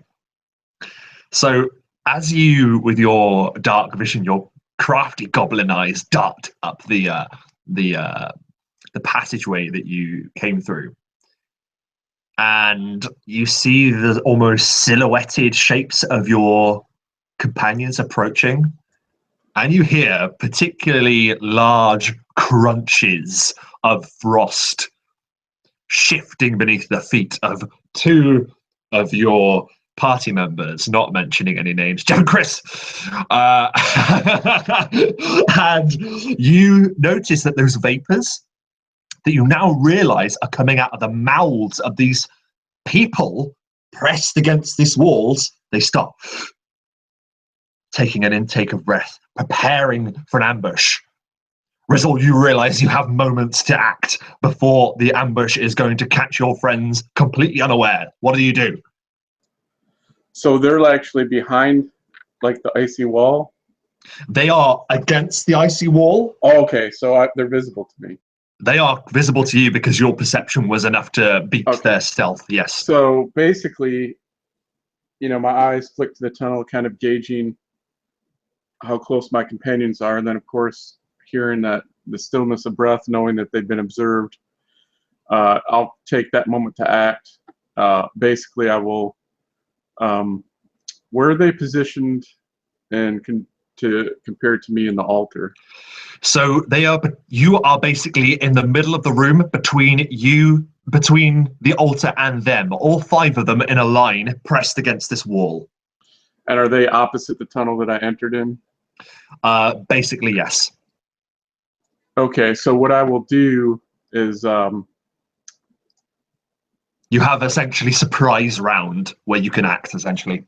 Yeah, so basically I'm going to shoot at the closest one, and I don't know if I would get my move, but it being like the first turn, I get +10 to my movement, and I would use that to basically leap back and take my bonus attack as I whistle out a warning to the others, as I try to put myself further between the incoming party and this group. Yeah, you definitely can, and as it's surprise round anyway, you have every advantage at your beck and call, so make your attacks and actions by all means.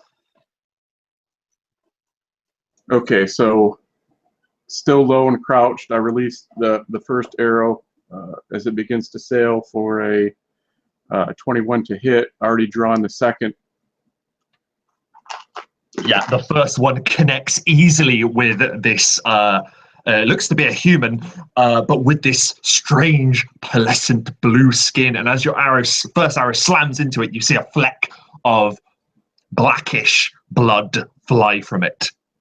Okay, and I will, as soon as it hits, I'm going to use my bonus action to cast Hail of Thorns. Excellent. So that creature and each one within 5 feet of it must make a dex save versus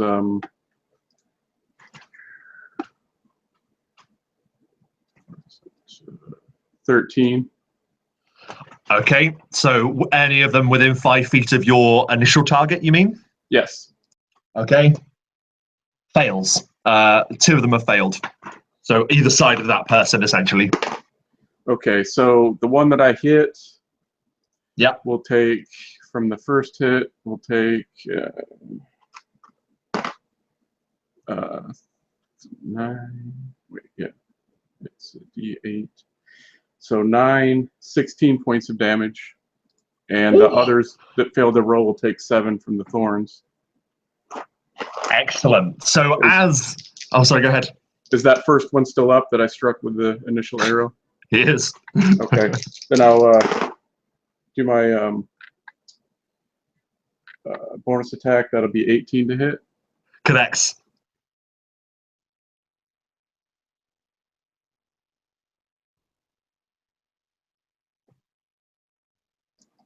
It's not really bonus attack, so just extra attack. It's 5 points of damage. Perfect. And then because I'm doing the ambush, I also get one on my first turn. So I'm going to go ahead and use that. Yeah, by all means. And that will be for 19 again. Connects. This is just a little goblin I could, dude. That's another 11 points of damage. Oh my god. Explain to me how this figure who thinks he's completely obscured, and 2 of them take subsequent thorn damage as well from that blast for your magic attack. So tell me how you kill one and injure both of the ones either side of him. Yeah, so basically he, as soon as he realized that he wasn't alone, perhaps before he even consciously knew, the hairs kind of rose on the back of his neck and arms, he dropped to a low crouch, his awareness extending out, discovering these hidden figures, and the telltale sign of their halted breath as the others approached. Despite the situation, this is like where he lives, and time would seem to slow as the feral, almost predatory smile comes to his lips as he slowly, again counting heartbeats, pulls back the string of his arrows, and he basically leaps as he fires with a burst of supernatural speed. Even as the first arrow is in the air, the second one goes, striking the middle figure in the chest, as these arrows or these thorns suddenly seem to sprout out from the wound, enveloping the ones on either side. And by the time he lands, I don't know what distance it is, but I could move up to 45. Basically, when he stops his movement, kind of skids on a knee towards the entrance where his friends are, he releases the third arrow, striking the figure right between the eyes with an arrow. Amazing. And yeah, your movement will be able to take you right back to the entryway, so you'll be able to hide in there perhaps. An absolutely stunning display from this goblin that just erupts with arrows. This being is just caught completely unaware and just is dotted with shots. The last one, as you say, right between the eyes, that actually pins him to the frozen wall, and blackish ichorish blood leaks down his shoulders as he's pinned there. Two of his companions cry out in fear as they take the sort of area effect damage of that spell as well. And we erupt into combat as they scream out, "The frost is progress!" And I ask you all to roll initiative.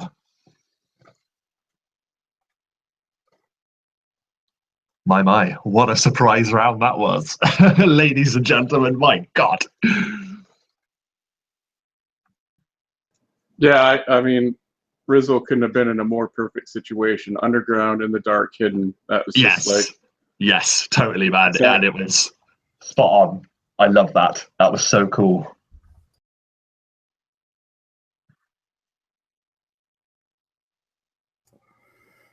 Oh my goodness me.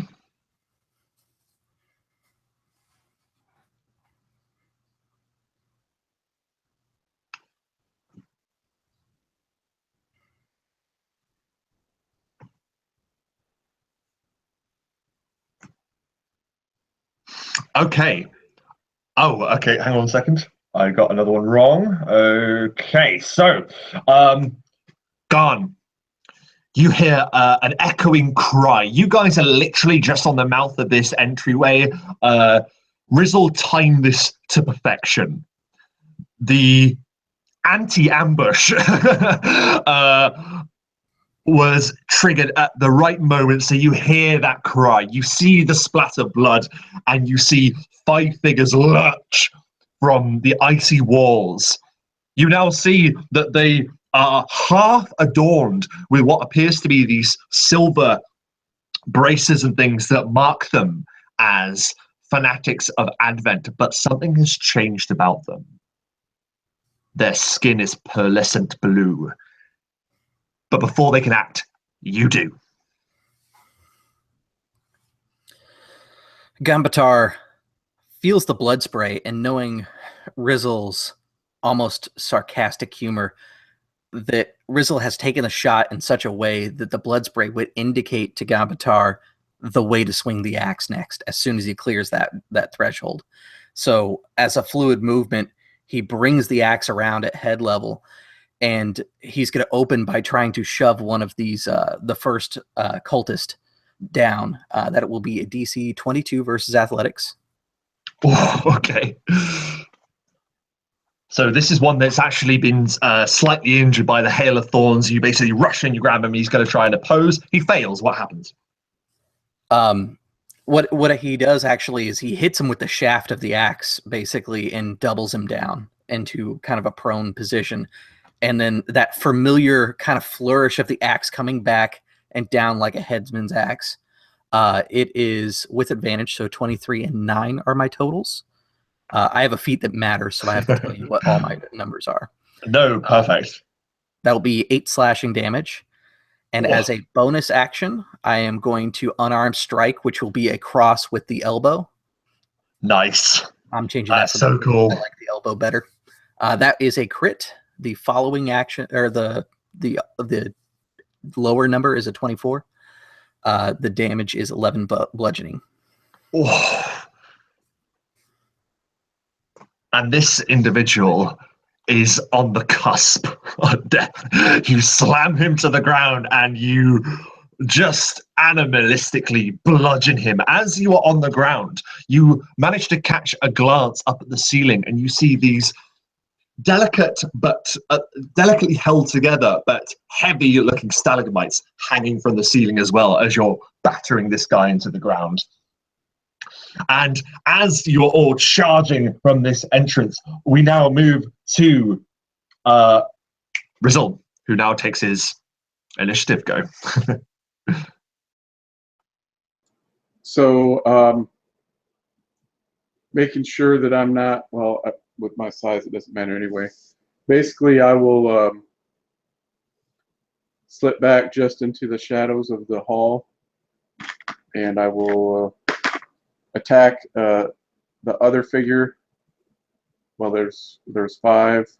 There's 1 ground, 1 pinned to the wall. So I will attack the other one that was with thorns Yes. for a 19 to hit. Connects, yes. Okay. That will be for 8 points of damage. Lovely. And then I will use my other bonus for being a deep stalker, which allows me to use my bonus action to hide. Yeah, perfect. And that roll is a unnatural 20. Oh, okay. Perfect. So yeah, this arrow sails through the air, slams into this already injured fanatic of Advent, and he staggers back and hits the wall again. And like frost sort of hails down on him with the impact. And then as he looks to see to find his assailant, you've already disappeared into the shadows. Gilad. Well, Gilad, his military instincts kind of kicking in. He immediately kind of jumps into the side of the room, kind of sliding to the side against the wall as he levels his crossbow down towards these people. And he kind of seeing Gan engage with one of them, kind of points his crossbow over towards the other 3 of them that are kind of in this separate area. And he reaches into his pocket quickly. He pulls out this small bag and he dumps it where the bolt would go on his crossbow. And it's this fine powder. It looks almost like ash mixed with gunpowder, this black and gray speckled dust. And he holds his crossbow open. When he pulls the trigger, this dust just flies out towards these people in a cloud that kind of hangs in the air. And almost in slow motion, as this cloud sprays in front of these 3 people, he reaches out with a hand. And as he snaps these 2 metal plates against his fingers, a spark ignites into the cloud as it bursts into a ball of flame. So they'll need to make dexterity saving throws. They shall certainly try, and that's 3 of them, is it? The 3 on the other, the far side? Yeah? Yeah. And what do they have to make? What dex save do they got to make? How high? 15. 15. Oh, dear. 2 of them make it, 1 of them... 2 of them fail, 1 of them succeeds. Yeah, so as this ball just bursts out in front of them, fire just filling this cloud, evaporating it into this blaze. The 2 that fail are going to take 13 fire damage. Oh. And the one that makes it is going to take 6 as this cloud of ash and powder explodes into this blast of burning hands, essentially. One of them already deathly injured by the goblin's fell strike from the shadows. This assault, this flaming assault, is just too much for him, and he is overcome. Tell me what it looks like when your spell fired from your crossbow envelops him. Yeah, so as this powder sprays across his body, he just sees this dust kind of coat his shirt in front of him. And he kind of looks down, seeing this powder, kind of mixed with the blood from the arrows that he's already taken. But by the time he looks back up, he just sees this cloud just turning into this blaze of fire that just rushes towards him. He can't even see his own moment of death as this cloud of fire just envelops his body, and his eyes just being overcome by this blast of flame as he just crumbles to the ground, just smoldering. Amazing. That's incredible. Point of inspiration for that. He just howls, and then he's just gone. Just completely turned to ash by this powerful blast. The numbers that are facing you are utterly shaken. The person who is seemingly their leader, this massively tall man, nearing 7 foot, is sort of standing at the far side. He's taken a beating with that fire damage, and he sort of shakes it off, and he goes, "Rah!" And he takes what looks to be a heavy crossbow, and he levels it at the ceiling and fires a shot. It passes through a number of the stalagmites above you. I'm going to roll.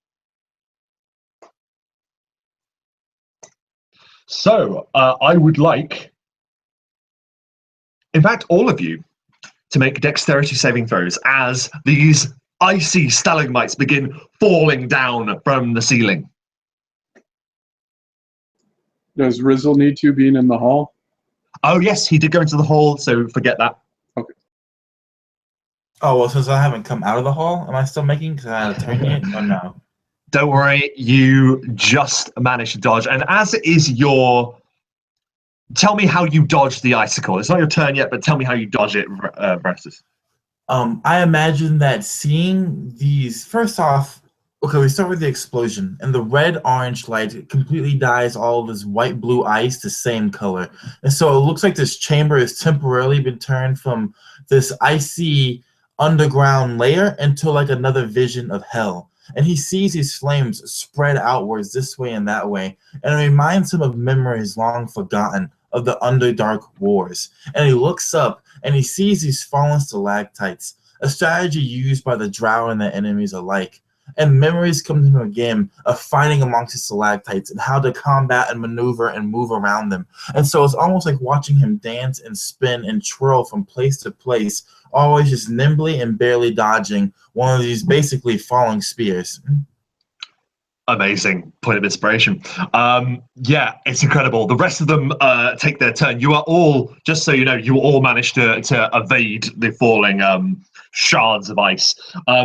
And now the one that Garn is on top of basically pulls what looks like a vicious ceremonial blade and is going to attempt to shove it into your sides. I have your AC, but it says 15 and 17. Which one am I going for at this point? 17. 17, okay. Tell me how you prevent this half-dead individual take a desperate swipe at you with this sacrificial blade. Gon has just finished this flourish that he did to deflect the stalactites that were falling on him. Them being made of ice, he basically brought his axe up, spun it over his head, shattering those that were falling on him. And as he pulls the knife, he catches the axe mid-turn and brings the butt of the axe down on his wrist, knocking the blade back, kind of exposing his chest again to Gon's assault. Incredible. Another one dashes forth and is going to attempt to avenge his now ashen friend by trying to plunge 2 of these daggers into this crossbow-wielding pyromaniac. Your AC is 12, I believe.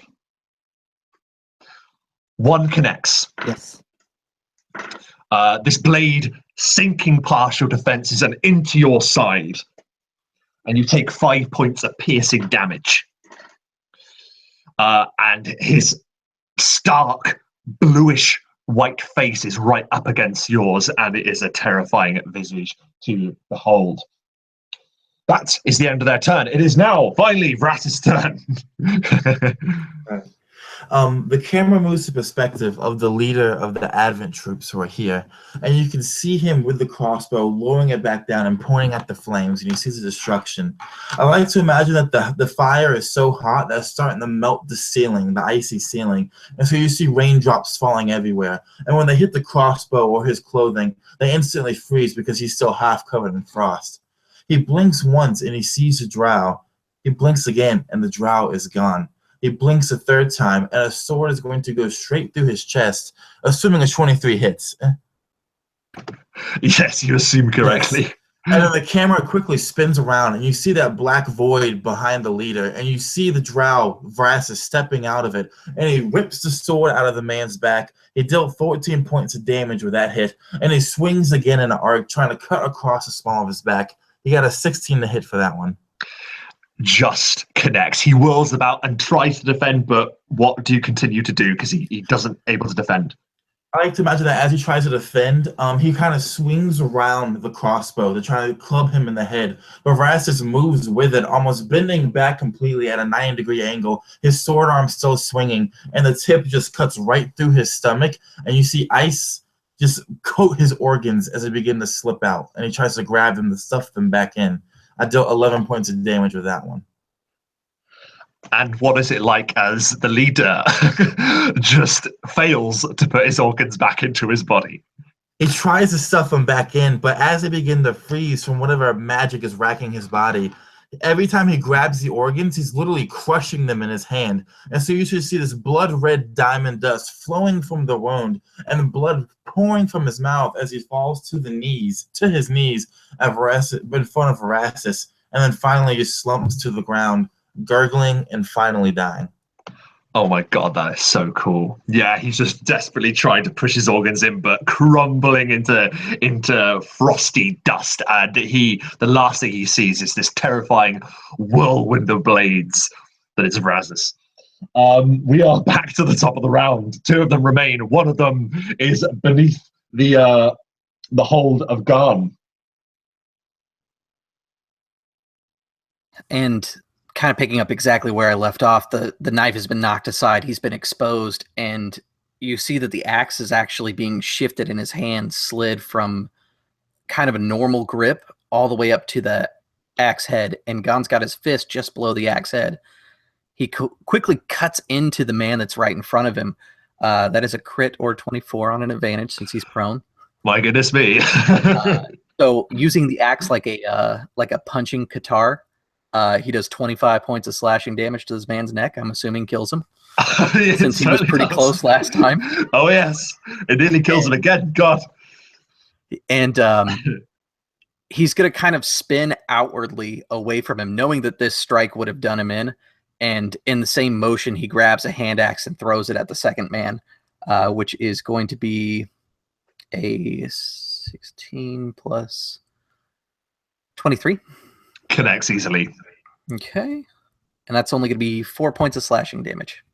Okay. And this axe buries itself into his side and he buckles, staggering. And this was the one that was directly in front of Gilad, the one that was face to face with him. And he suddenly knocked aside and quite poetically, oh no, it's not, it is Rizzle's turn.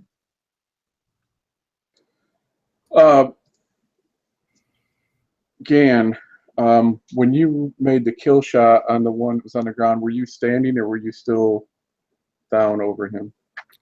I was standing in front of him. The whole time I've been laying blows into him. I basically knocked him in front of me and have not given him a chance to stand up. Oh, okay, so you weren't down. He was just down. Yeah, I shoved him. You weren't pinning him. Okay, got you.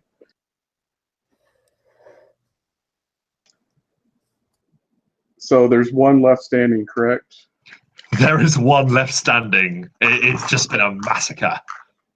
Yeah, so for my hidden spot in the shadows, much like my overlay, crouched, an arrow notched one, gripped the bow.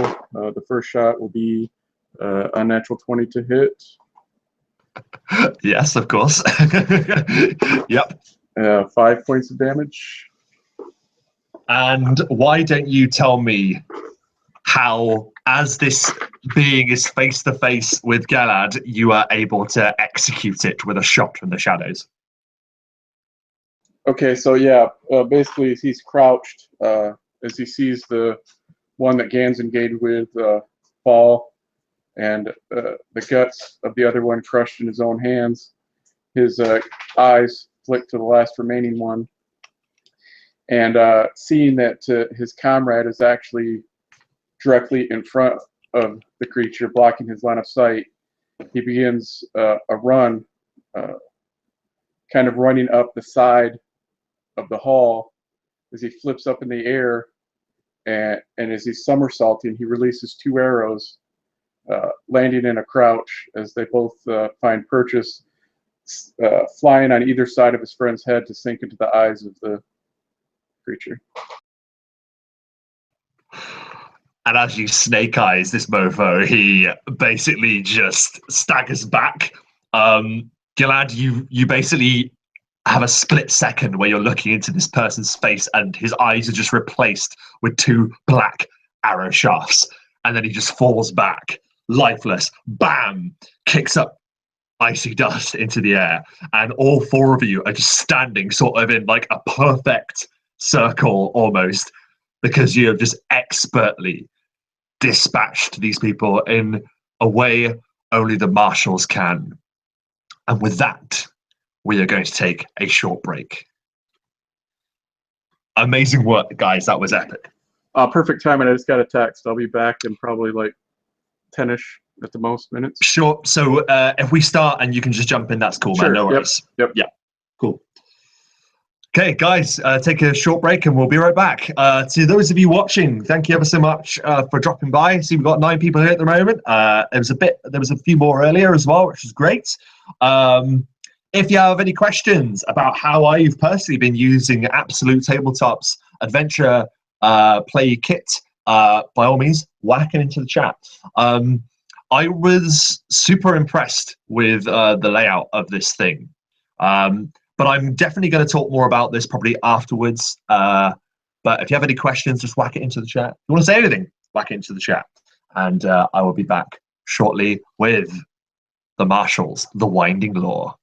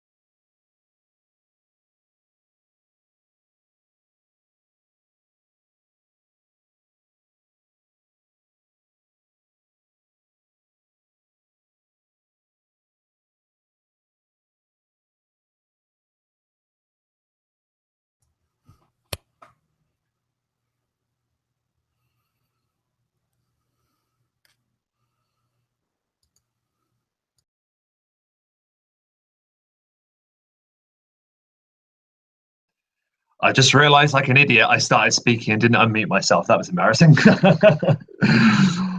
Oh dear. So I believe, let's see, I think that was a question in the chat. Let's see. Keel Adam, hey man, how's it going? I'm glad that you're enjoying the session so far. Looking forward to seeing how the adventure kits look when they're released. Rob, I'm curious how much prep you ended up doing for this session versus improv and table rolls during play. So I did something that I think, Chris, I think you did this as well. You limited the amount of time you had before you prepped the session. I limited myself to about 30 minutes. I basically prepped the intro and the end because I had kind of a weird idea. So it made sense that I prepped those two, but I rolled a lot pretty much as soon as we got to the door in our version. Okay. I took an hour because I knew that because I was going to be reskinning this to obviously being my world, like I needed to obviously make a few tweaks and stuff. I'm sure, Chris, you probably did the same. But yeah, I reskinned it for a sword and sandal game set in the desert. Right, yes. Yeah, that's right. I mean, it was pretty fluid and easy to work with actually for the reskinning. Yeah, even definitely. changing it to an entirely different environment. Yes, and there were a few things in there that I've used in this that aren't actually expanded on, and I was like, "Oh, that's an interesting way to look at it." But obviously, that we'll go into that more when we've gone through the rest of the session. But to answer your question in short, Keel, I mean, it's pretty good. It's pretty useful. Like I found it really easy to just go through it, and as I was going through it, an adventure was forming. I was just making bits and pieces notes as I was going. There's been a fair amount of improvisation as well, but that was mainly to do with my own setting rather than the material provided in the adventure kit. As you saw, I rolled the trinket earlier. I wanted to do that on the camera rather than doing it before because that's fun. You know, that random roll, the players get to roll it. And yeah, we'll see how it develops as we go. But so far, I've been super impressed with it. I will give a full critique of it, probably a brief one once we finish the game here. I will stick around for a bit after the game.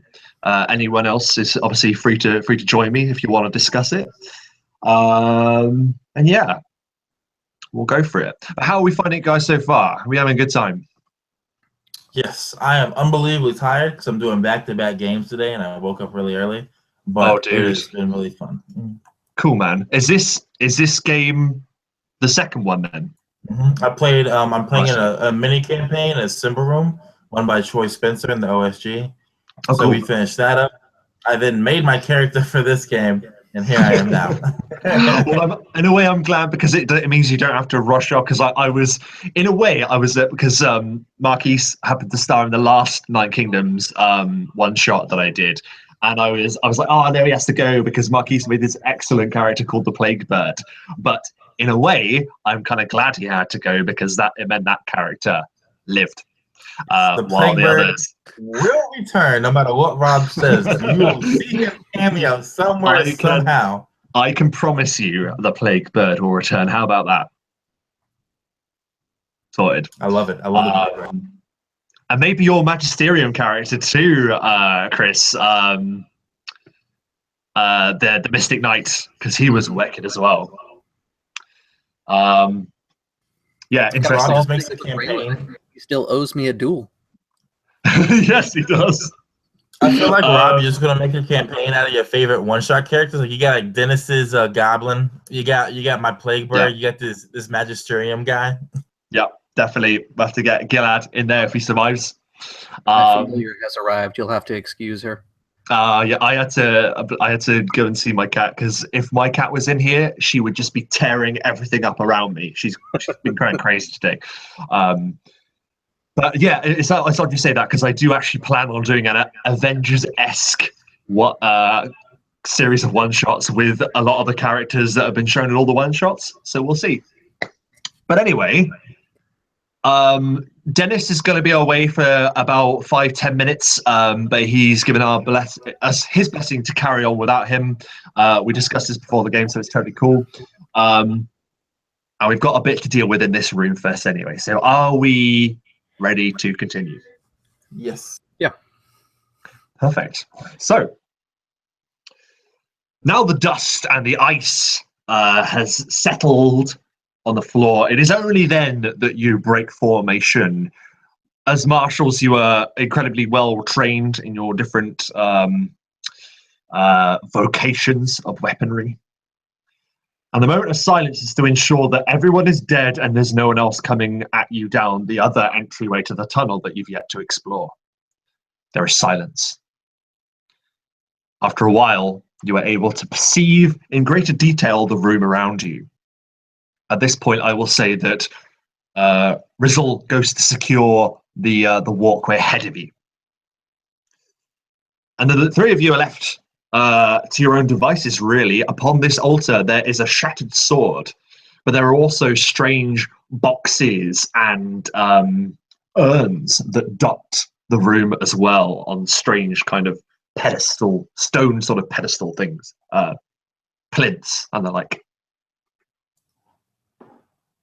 Rassus flicks his wrist, and the blood goes splattering from his katana edge, and then the blade itself turns into liquid fire, recedes back into the guard, and he fastens the now bladeless hilt to his sword belt. And he throws up his hood to protect his face from the still falling raindrops from the ceiling above. And he walks over to where the sword is, and he beckons for Gil to join him there, letting Gon do whatever it is that Gon feels is best. And Galad approaches the altar too, and he looks down at these shattered, broken sword. What does this sword look like, or what would the sword have looked like if it was still a full sword? Like what am I looking at here? Yeah, so you're looking at what would be a great sword and some. Like, this would have been massive. Something that would have been unwieldy for a humanoid creature to wield. The blade itself is about nearly 2 meters long.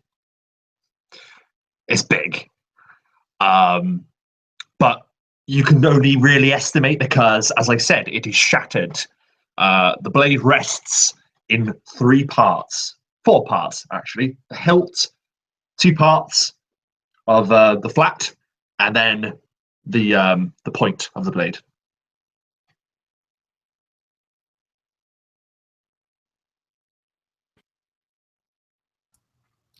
And as Galad kind of looks down at this blade, just almost with this admiration, he just kind of looks over towards Vrassus. Such a fine blade. It's a shame to see it in this condition. As you look closer, you see a number of etchings that would have run the length of the blade, and that also decorate the hilt, the crossguard, and the pommel. And Galad kind of runs his hand along the pieces of this blade, looking down at it, and as he does so, his hand begins to glow with this orangish red light, almost like the color of molten iron. And as he runs it across the pieces of this blade, the edges of these fractured pieces begin to glow and almost drip as if they're melting. And as he kind of puts these pieces towards each other, the melted halves kind of begin to fuse together in this almost crude kind of welding. And if you'll allow it, I'm going to cast Mending and basically put this sword back together.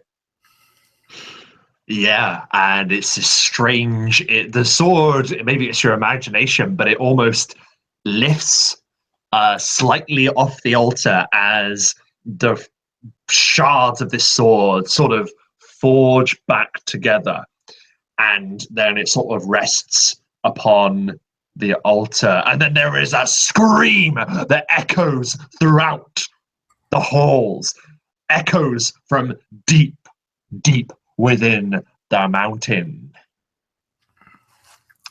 You look at the blade, And while you have fixed it, it isn't a clean job. There are divots from where it is joined, but you posit it could be usable, though all of you here would find it unwieldy to do so.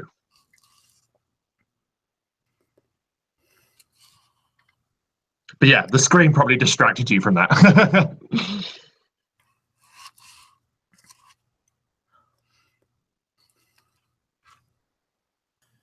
Vrasis will look up at the screen, and then he turns and he locks eyes with Gon instantly. Left to his own devices, Gon has retrieved the axe he threw and has pulled silver bangles off of these fanatics, dropping them into the same satchel he put the Mark of Advent in. More scrap to melt is all he kind of thinks to himself as the cry echoes through the hallways. And it's second nature. He immediately goes to Vrasis as Vrasis goes to him with just kind of this curt, quick nod.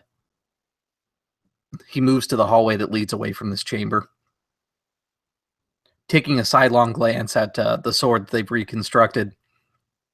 He still readies himself at the doorway. Vrasis then looks back to... Oh, do you want to go ahead, Rob? No, I just said perfect. That's all. You go ahead. No. Vrasis looks back to Gilad, and he taps the altar with a blood finger. If there's one thing I can tell you, Gilad, do not take that sword with you. And then he turns, is going to follow Gon.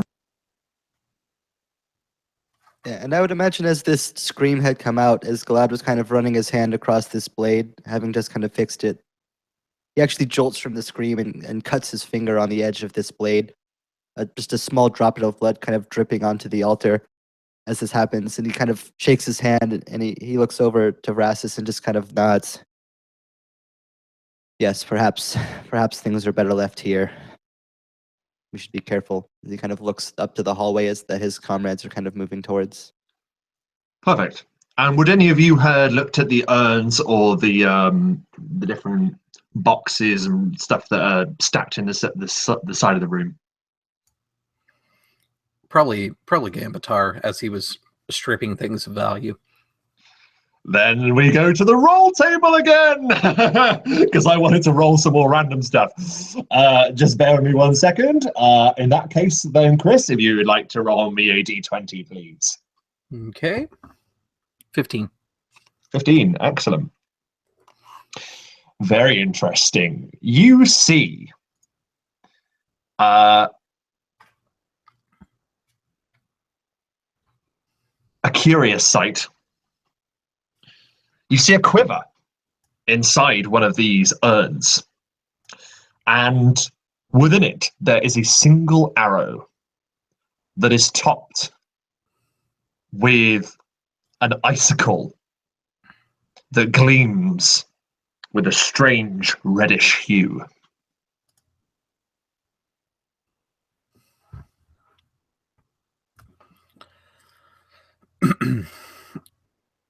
Maybe it was the scream that distracted him, but Gambatar left the box behind, and then as they all start kind of rank and file up to the doorway, Gambatar looks at Gilad.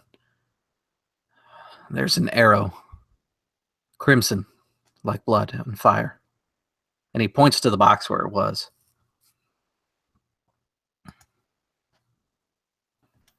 I will say it's an arrow, not a crossbow bolt.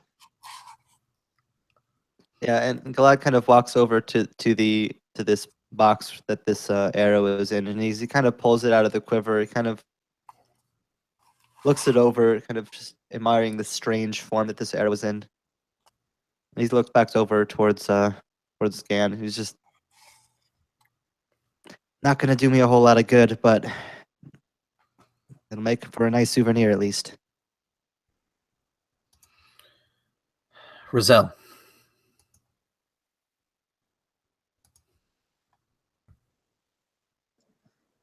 Yes? No, Gan was responding as Okay. it's an arrow. It's useful for Roselle. Yeah, I'm kind of jarred a moment by the speech. thinking the exact same thing, that he was addressing Rizal. He kind of just like looks over to Rizal as if he's waiting for his response, and then just, oh, yes, yeah. Maybe you can use this. And he holds out this strange arrow towards Rizal. Yeah, for a moment, I would kind of give him a blank stare as I reach out for it and take it, and slip it into my quiver. Perfect. You gave the arrow to the archer. That was beautiful. Sorry, I thought he was scouting ahead, so I was having No, I know. Yeah, I know. quiver to give to Rizal later. I know. I'm just messing. Okay. Yeah. Okay. Is there anything you wish to do before you continue further into the depths of the Winter Well?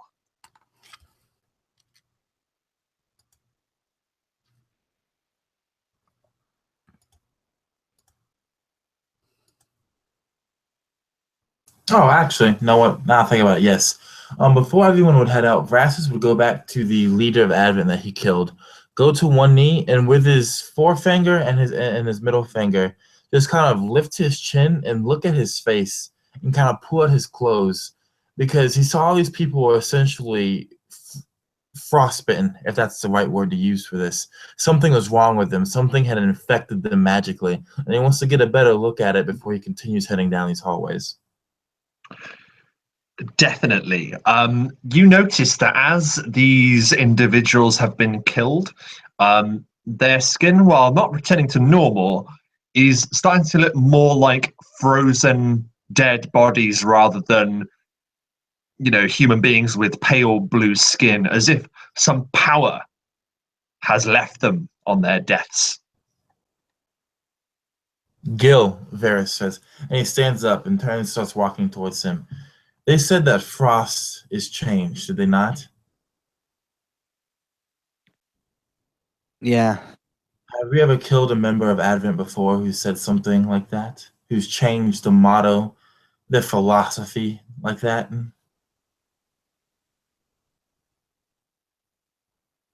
These bodies, they look like they were already dead. Ice preserves, fire destroys, that kind of philosophy. I don't think that these members of Advent are the same members of Advent that we were hunting. Or rather, I think a better way of putting it is, I think they've already been killed and taken by something else. And he said that to everyone else too as he walks towards you guys. And Galad thinks back to the letter that they had found in the camp. It says, "We must harness this power inside this place." And as he kind of thinks back to that note and that phrase that they had written, it seems maybe some power is harnessing them instead. Riz, when you go forward this time, be more careful. Don't make a first move until you know for sure they're going to make a first move on us. We don't know what powers they're gaining from this tomb, or from this stain, or from this well of winter, should it actually be down here. And with that, he would just keep walking down the hallway. Well, if you guys weren't clomping through the tunnels like minotaurs, I wouldn't have had to act. I'll say with a smile as he disappears into the shadows. Versus looks over to specifically Gon when he says that. And knowing that looking at him will do nothing, he just keeps walking. He knows stealth is no longer on the table. Gon looks very confused and he says, "The wolf strikes while the bunny is distracted, no?"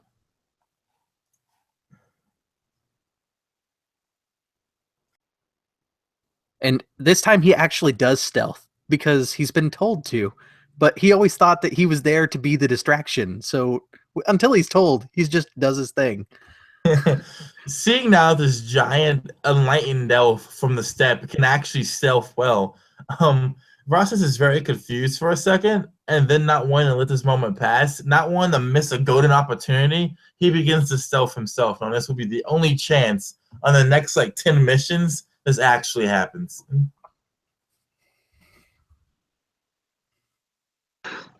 That's perfect. So as you're continuing deeper into the mountain, if you just let me know who's going in what order, and if you're all stealthing, put your stealth checks into the chat. I see Chris has already done it, so that's great. For stealth.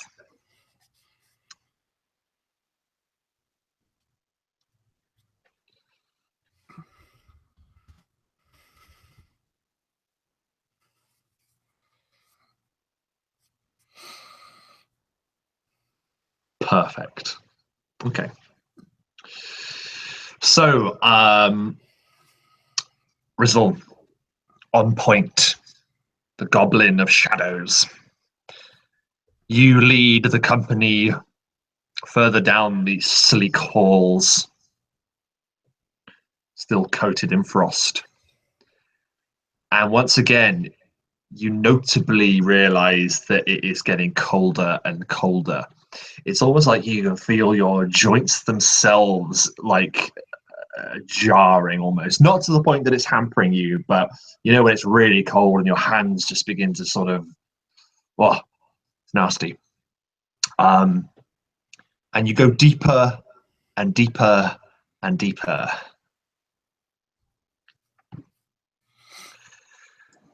Feeling this. Oh, sorry. No, you go ahead. Go ahead. I was gonna say, yeah, feeling the increased cold, not wanting them to fail me if I should need them. I'll begin working my fingers, closing them to fists, and flexing them out to keep the warmth going as I continue down the hall. Yeah, and it's almost overwhelming what comes into your vision. Very used to being in these tight, confined halls as you go deeper into the mountain. Suddenly, it opens up, and you are no longer in a hewn walkway.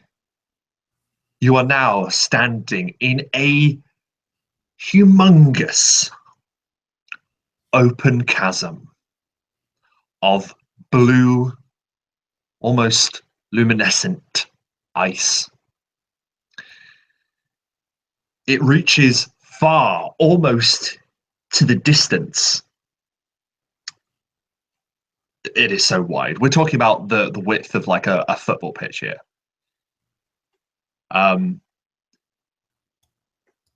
And you see at the center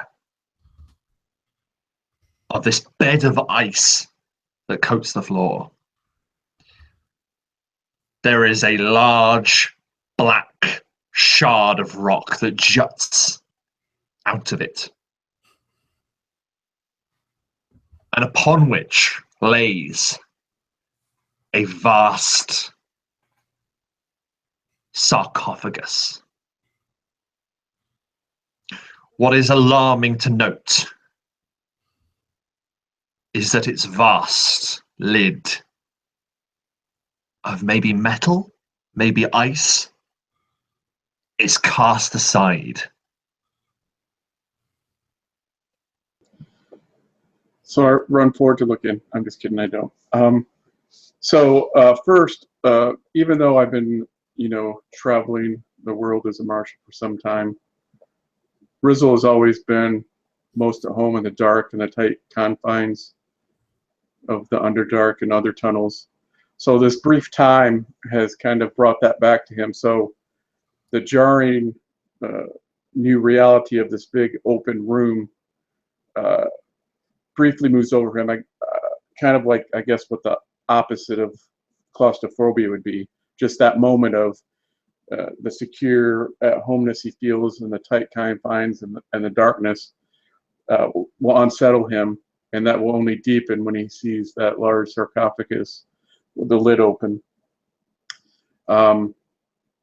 Remembering the words of his companion, even though his instincts tell him to enter the room and begin searching, he'll wait for the others to catch up. He'll move back from the entrance a short distance so that he can let them know what he's seeing, fearing that something has awakened within the room. Yeah, definitely. The rest of you are able to approach down the hall and draw up level with Rizzle, and it's deathly quiet. Are there more tunnels leading out of this room or no? There appear to be strange, almost catacomb-like holes, sort of that dot around the ceiling and higher up in this cavern. But there don't appear to be any hewn entryways like this thing is. Verastus takes 2 steps and then he just stops cold right there. No pun intended. And he turns and he looks at the group and then he looks back to this giant chamber we're in. And he instinctively grabs the katana hilt, flicks his wrist, and again that molten fire comes out and hardens into the black obsidian blade. And then he begins walking very cautiously, his right hand indicating for his friends to follow him, walking towards the sarcophagus, knowing that if there's nothing in there, that these dudes who can apparently meld with the walls and wait in ambush are waiting in ambush somewhere for them now. So as he's walking towards the sarcophagi with his party with him, he is on full alert, ready to get marked at every possible step. Oh, muted? Perfect. You Yeah, step forward. Oh, sorry, go ahead. Oh. Yeah, and as Rastus kind of begins to walk outwards into this room, just kind of a look of almost just a kind of a scrunch goes over Galad's face as he catches kind of this worry for his comrade kind of goes over him. And he just kind of stepping out just into the room, like just enough that he can walk around the corner. He basically gets down on one knee and just holds his crossbow up like a sniper taking a post. And he's just kind of scanning the room with his crossbow. Just like he said, if that thing's not in there, then it's got to be somewhere. So.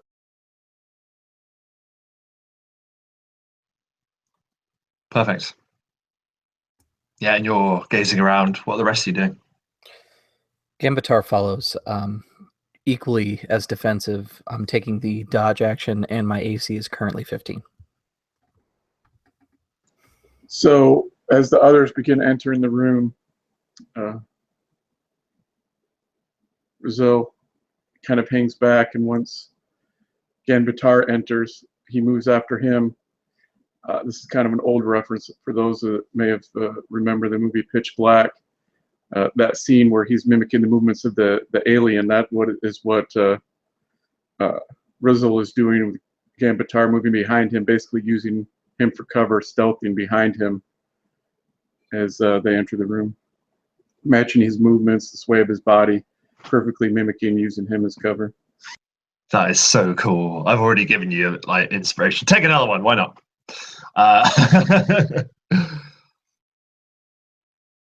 We are with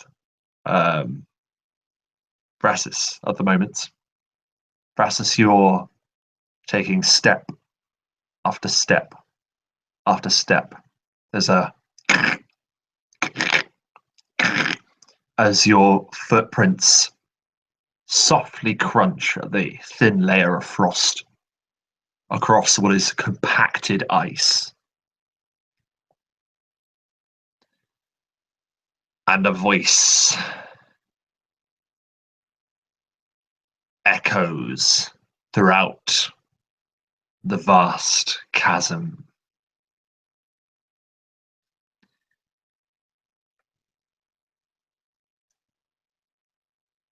You join me here in my empire of frost. Do you seek the same fate that befell those that came before? The voice does not betray any position, I will add. It's almost like it's echoing from around you, as if this domain itself is speaking to you. Vrassus raises his sword into a guarding position and places both hands firmly on the hilt. He's still walking towards the sarcophagus as he does so. He does not answer whatsoever. He knows better than the answer. Any ancient spirit, any powerful evil, any being who is stronger than himself. And the sword in his hands is a reminder of the reason why he does that. Because he knows what powers these things wield, and what seductions they can do to the soul, and what hells they can put a man through, for no other reason than just for a fancy whim. And he looks over the edge of the katana, of that black blade of sin that he wields, and he moves closer to the sarcophagus, taking comfort in the warmth of God behind him, and knowing that if something were to come out and essentially take him down right here, it would be dead 3 different ways before it ever drew its sword out of his body.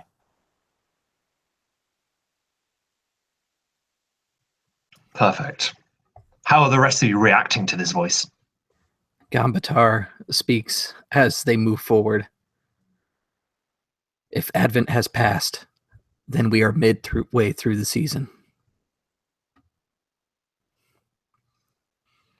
You will find no seasons here. There is but one. An eternal winter that clings upon time like frost on a meadow. Your dreams of spring will be dashed upon unforgiving, sharp ice.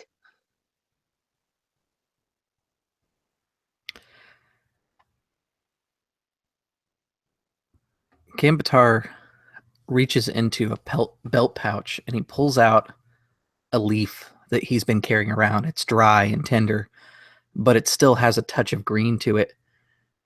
And he whispers to it, "Spring." And he holds it up.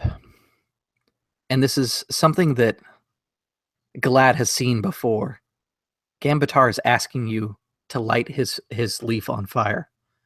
It's a strange tradition that his people have, but he believes that a burning bush is a symbol of a wishing stone, that if it was to light on fire, it would bring his wish. And as Ganbatar raises this leaf up in front of him, he whispers those words. Without even needing to look back, he just sees a streak of flame just fly through the air past him. Just the edge of this beam just hits this leaf, and it immediately just lights up into this small blaze as the leaf begins to burn. Gambatar lets it kind of singe almost down to his fingers, and he lets it go. Part of what he's doing is checking for a breeze in here. There is a wisp of a breeze that you managed to estimate might be coming from one of these catacomb-like holes that dot around the ceiling of this cavern. And again, it's this kind of practiced move. Gambatar raises his head and looks to that one spot, hoping that the 2 archers in the back would gather from his context clue that that's where Gambatar thinks that this might be coming from. And as your flame burns down that leaf and becomes cinders and then ash, the voice echoes once again, and he says, "How fitting. A dwindling flame amidst the eternal snow. Your fire is an affront to my reign, and you shall pay for this crime with your pathetic, futile life. There is a beat. Bam! An explosion of ice beneath the feet of Gilad ruptures the ground around all of you as a vast, armored, skeletal being erupts from beneath the ice, clutching at your throat, Gilad. An opposed athletics check is required.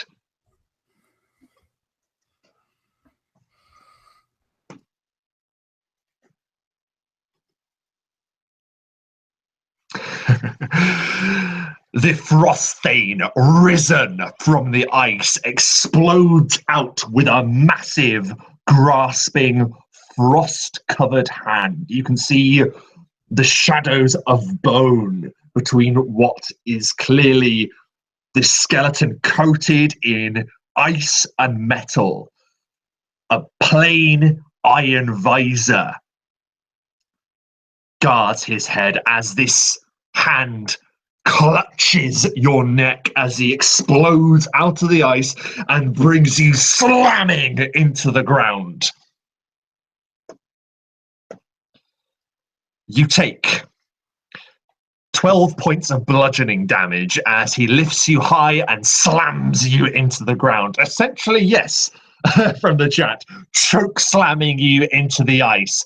And as a howling blizzard erupts about him, he echoes, "I am the Frosthane, and my winter has been reborn."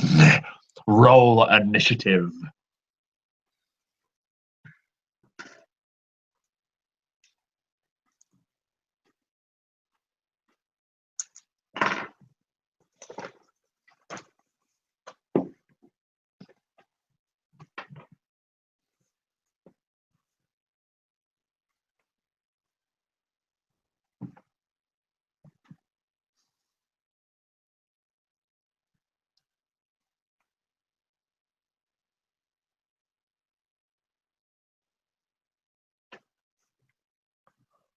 Perfect.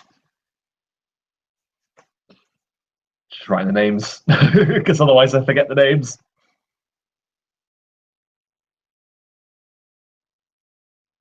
So,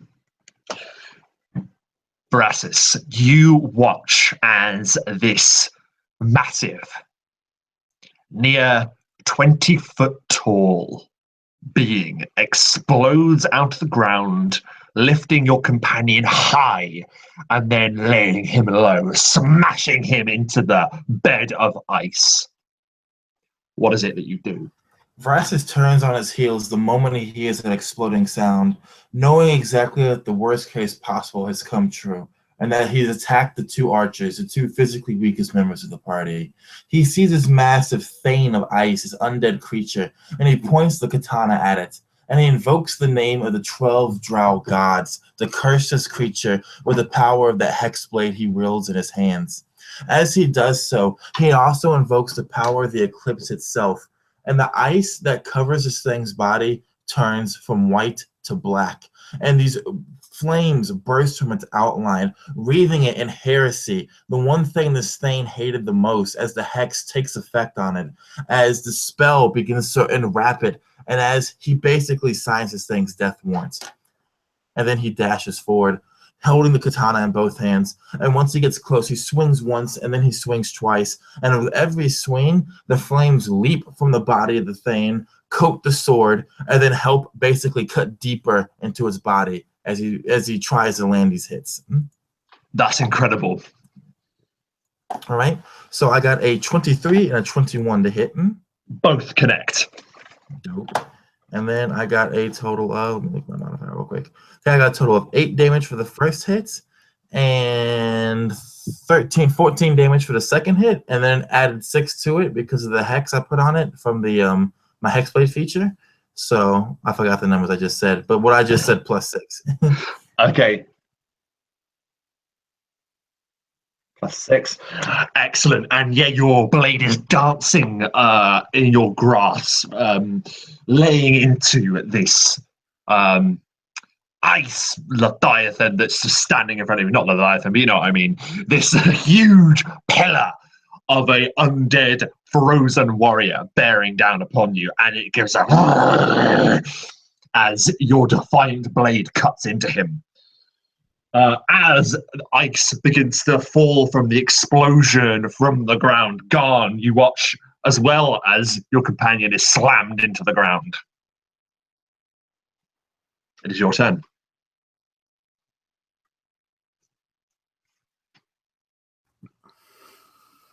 Okay. You caught me mid-rolls here. I was trying to get ahead of it because this was going to be a long turn. No, it's okay. Gon hefts the axe and, almost channeling Vrasis's concern, he immediately moves across the distance. I assume it's less than 45 that I've got to travel. Yeah, you got it. You got him. Yeah, definitely. Perfect. And taking the axe with the full momentum, he just buries it into the ankle of this giant. That is, using inspiration gives me advantage. So Sure. 23 to hit. But the interesting question is, does my lower number, the 19, also hit him? It does. Okay. He is knocked prone from my fell-handed feet from Unearthed Arcana. Does it work on? Yeah. Okay. Fair enough. It Large works on creatures? everything. On everything? Yeah. Oh my goodness. Fair enough. He goes down. Perfect. And That's that 11 damage. slashing damage. Yep.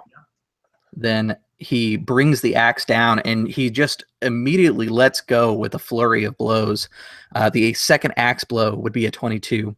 Obviously, Connects. going to be a hit, 14 slashing.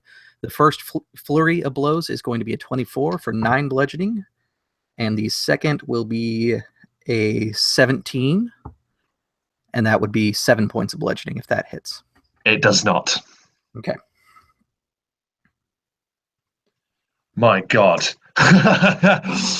And your wave of attacks hits this thing like a force unknown to it. And yes, you knock the frost thorn onto its back.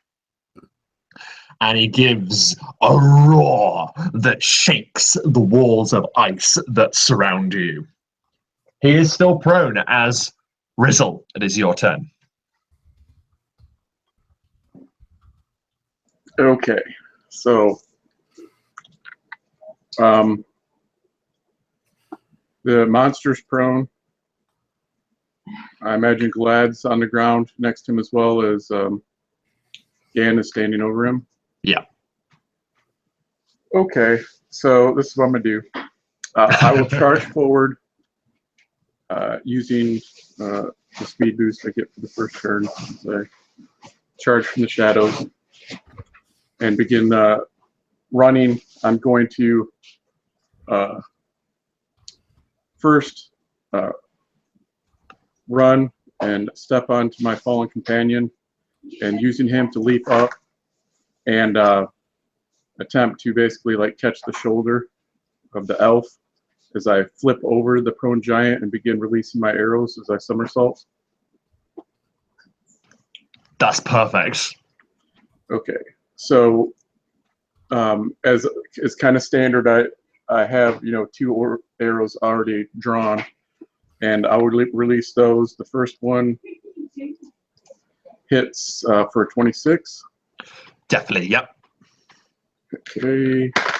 Oh shoot! I forgot. Let me double check.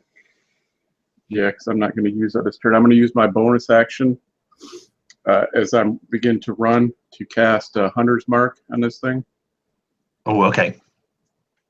And so let's see. For the first hit, that's 9. Oh, that's 7, That's 10. Let's see what's on mark. 10. 13. Sorry, was that 13 to hit or 13 damage? 13 damage for the first hit. Oh, yeah. So I'm just checking. The second one is a 19 to hit. Connects. Okay. That's another 9. Does the Hunter's Mark only work for one of the attacks? I'm going to say yes for simplicity. Okay. So that would be, what did I say, 6? So 9 points? Yeah. Okay. And then as I begin the trajectory going downward to land behind this prone creature, I reach for the third arrow, and I'm just pulling for one, but it's going to be, I'm going to say that it's the one that we found. Yes. Fire that last one. And Okay. that is for another 19 to hit. Connects. I don't know what extra it does, but the regular damage would be 7 points of damage.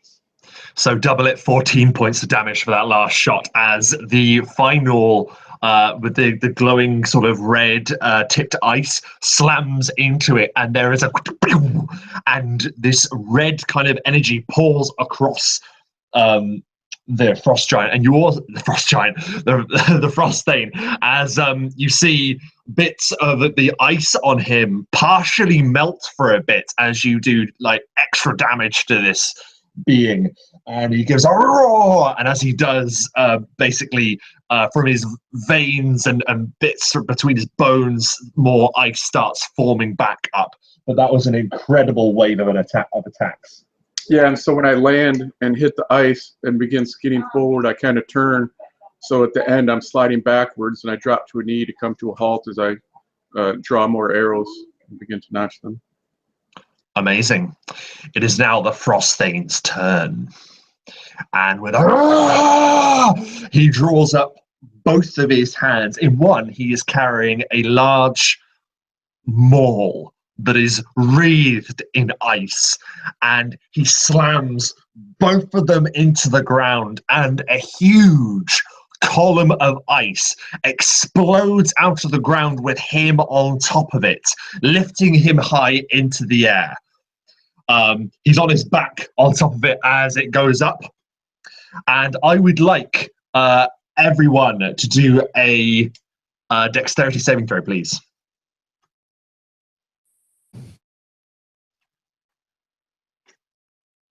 I'm sorry, you said Dex? Dex, yes. As the ground At least that's something. ruptures.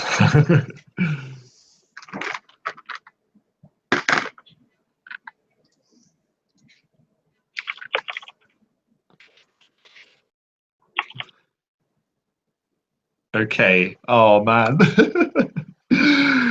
Gilad, you do not succeed.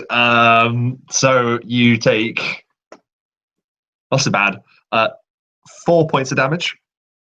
The rest of you are fine, as basically just the shockwave alone is just ripples through this room. It's not the end of his turn, however. He is on top of this ice pillar now, and he brings himself up to his full height again. And leering down goes, and this vast blast of frost vapor starts swirling around the pillar. And as it does, your mind is cast back to your meeting with the strange, lonely veteran, the ghostly figure in the wilderness. And you see a similar thing happening, this ice flowing around and creating these strange ice figures. You see that before you now stand 4 skeletons bedecked in ice armor at the foot of the pillar, and they start menacing towards you also. They are not able to act this turn, though. And that is the Froststain's turn. So, Gilad. Hey, just to be clear, he used a pillar to bring himself up higher. Is that correct?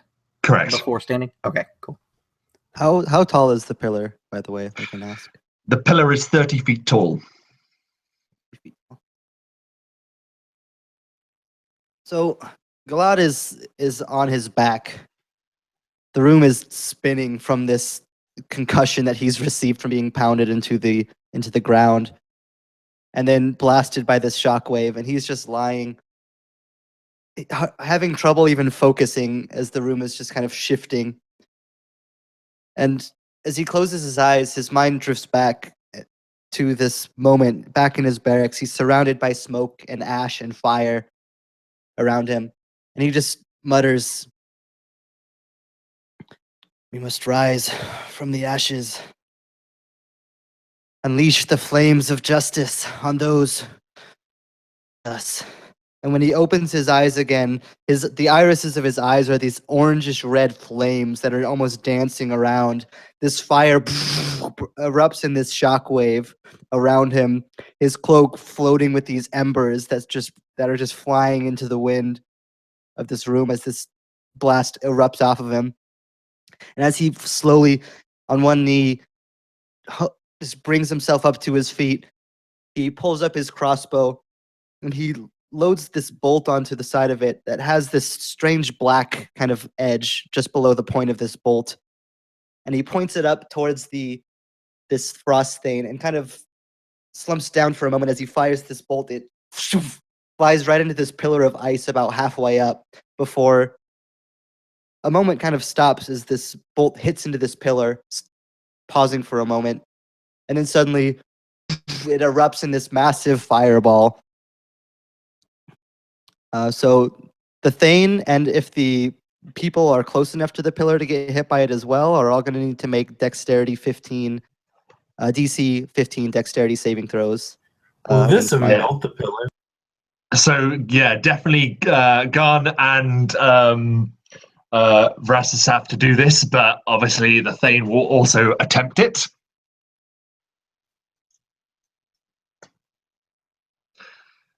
He succeeds, oddly.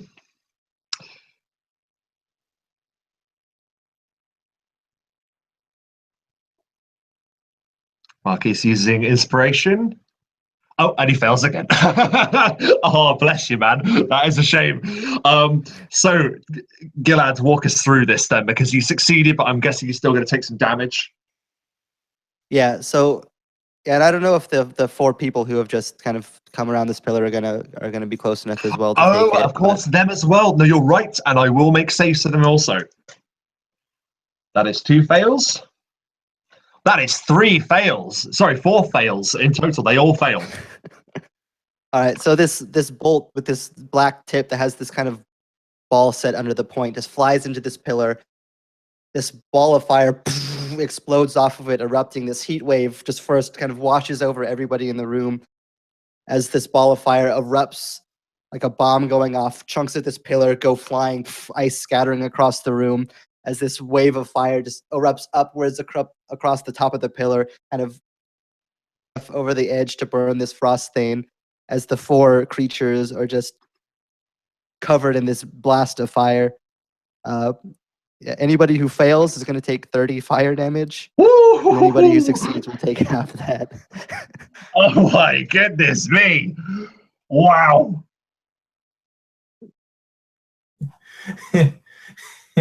It looks like the people doing the big damage to old Varus's game are not the enemies, but the party members. That is absolutely incredible. So, tell me what it looks like when these 4 ice soldiers are just wiped out by your fireball. All 4 of them. It doesn't even look like anything because you can't see it. As this ball of fire just erupts, where these ice soldiers once were standing, they're engulfed in this ball of fire that just explodes outwards, fades into smoke and cinders. All you can see is just the puddle and ash of what these soldiers used to be that have just been completely melted and burned away, just lying in a puddle on the floor. Incredible. Absolutely incredible. And that puddle you see is barely able to freeze into the ground, for the blast was that hot. And the frost thane bellows with anger and dismay. This fire an affront to his entire existence. Fantastic. So the ice warriors do not get their go, so I'll cross them off the list. And we're back to the top of the round. Rassus, this vast explosion echoes next to you. What do you do? I imagine Rassus, he saw the bolt hit the pillar. He turned to shout for Gil to stop, but by then it was too late. The explosion had already happened. And the moment it happens, he's almost instantaneously knocked unconscious for a split second. And he sees memories, like flashes of images. He sees a night sky. He sees an eclipse bleeding fire to the ground. And he sees a drow with a black katana stabbing him in the stomach. And when he opens his eyes again, he's lying on his stomach itself, pushing himself up, bleeding from countless wounds from where the ice cut him, from countless burns and pus, basically boils that have filled up with pus and then bursted from when the heat washed over his body. And steam is just rising from him as well. And he looks up, coughing as he does so, since his ash filling his throat and lungs. And looming over him is this massive frost thing. The maul in hand just coming down, ready to smash into his back, to flatten the drow into oblivion. To everyone else's views, it hits. And everyone would see basically the ice underneath Rassus' crater. And then you see a black portal open up above the Thane as Rassus drops out from it, katana coming down and stabbing him in the back. Now, if you saw it earlier, Rob, in order to offset my terrible luck, I rolled 2 natural 20s for both of my attacks. So, this is the kill this guy this turn. I'm in deep doo-doo.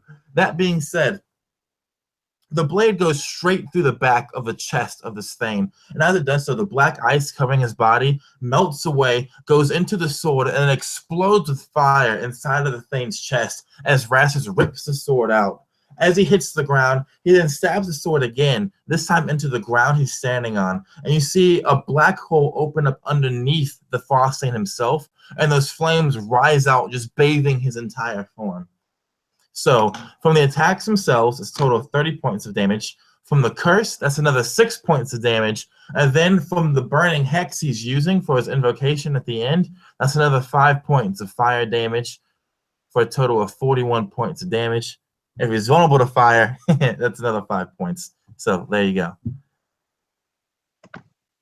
And as Marquise drops his mic, oh my god, that was an epic, amazing description, man. And as much as I hate you having further advantage in this fight, you definitely earn inspiration for that. My god.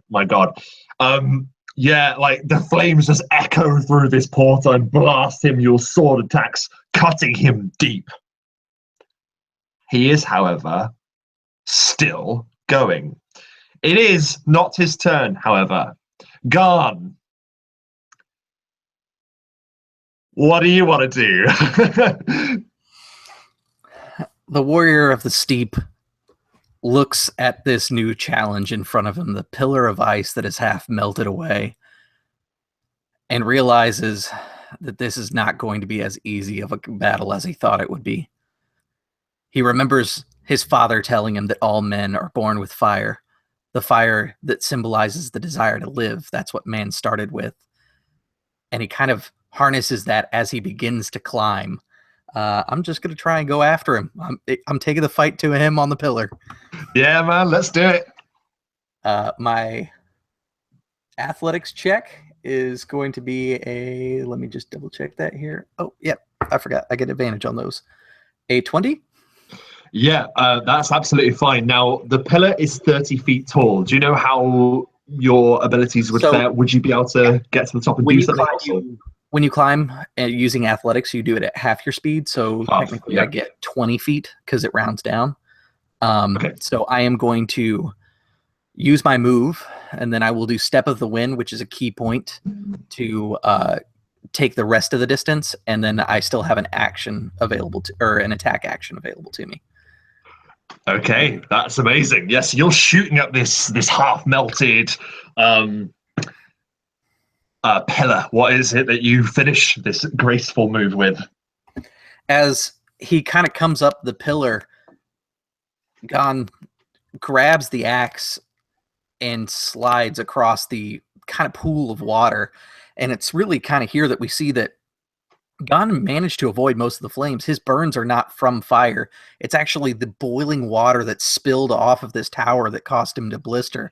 And you see some of those blisters on his shoulder just tear open as he slides across the ice and brings the axe to bear once more at that same ankle, because Gon is a master of punishment, if nothing else. That is a 26 for the axe first hit. Definitely hits.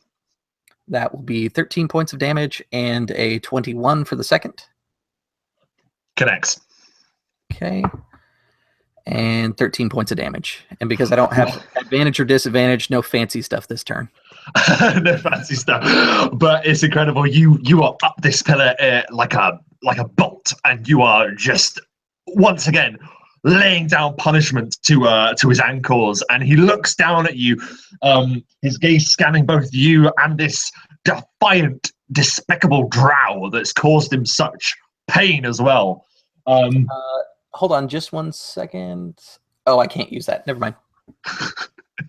You've done enough. I know. Stop. It is now Rizzle's turn. So yeah, for my crouch position, I let fly 2 arrows. The first one was a nat 20. That would hit for 16. Amazing. Yeah, wow. And that hits for 16 damage. And the second one is an unnatural 20 for 11 damage. Perfect. That hits. Both. Yep. And then I will push to my feet as I reach back for another 2 arrows. And I will run to the base of the pillar and crouch down and use my special action to hide. And I got a 19 on my stealth roll for that. Perfect. I'll make a note of that just in case he's going to try and spot you.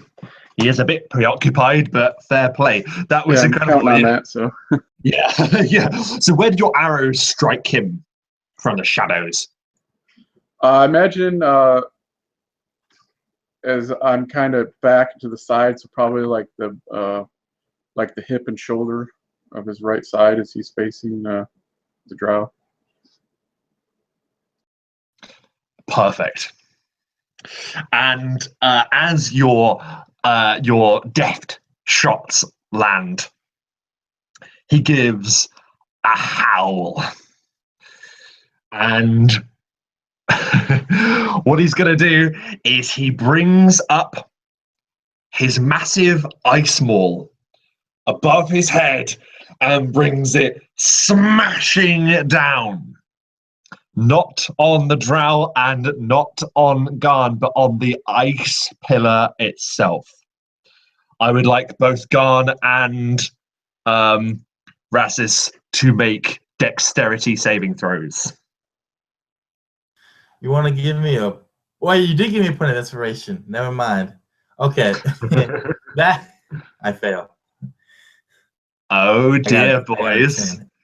Finally, icy retribution befalls you as a shockwave of just freezing magic just explodes from the point of where his hammer meets the pillar.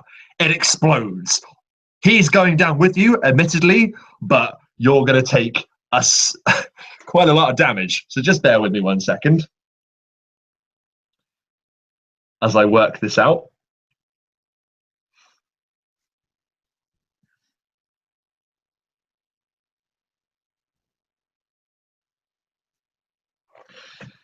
You both take 28 points of cold damage as it ruptures and you are both flung off the pillar, each sustaining 3 points of damage from the fall as well. So does the pillar break as well? It breaks and all 3 of you are collapsing to the ground. I would say Francis, because you did additional damage afterwards, that's the automatic death saving fail on top of the falling to 0. So I'm just going to say as he hits the ground, everyone would just see bits of the ice pillar just completely tombing, like encaving him right there. Like he's in his own tomb of icy death as his pillar just crumbles on top of him. Oh my goodness me. And he isn't done. He lands. I'm going to use slow fall to reduce the 3 damage that I took from the fall. You're very welcome to do that. That's absolutely fine. I will say that, yeah, okay, Rastus, you have been covered in ice, but I'm going to say just to the waist, just in case someone might be able to help you. Who knows? But he isn't done. He says, enough! And this voice echoes throughout this vast cavern, and he says, you do not consider why this place has its name. The winter well is a bed. It is the birthplace of immovable, unstoppable cold. Behold, and the ground begins cracking. It shudders and ruptures as if a powerful earthquake has racked the entire cavern. Bits of the floor begin to pull apart and move as each of you realize you are basically each standing on an island of ice. Massively tall pillars that you now realize are standing there amidst a terrifyingly deep ice volcano. Far beneath, you see viscous, ever-moving, shifting ice shifting around beneath you, and it begins to rumble and start surging up. You are able to estimate you do not have long before an eruption is imminent. That is his turn. Gilad.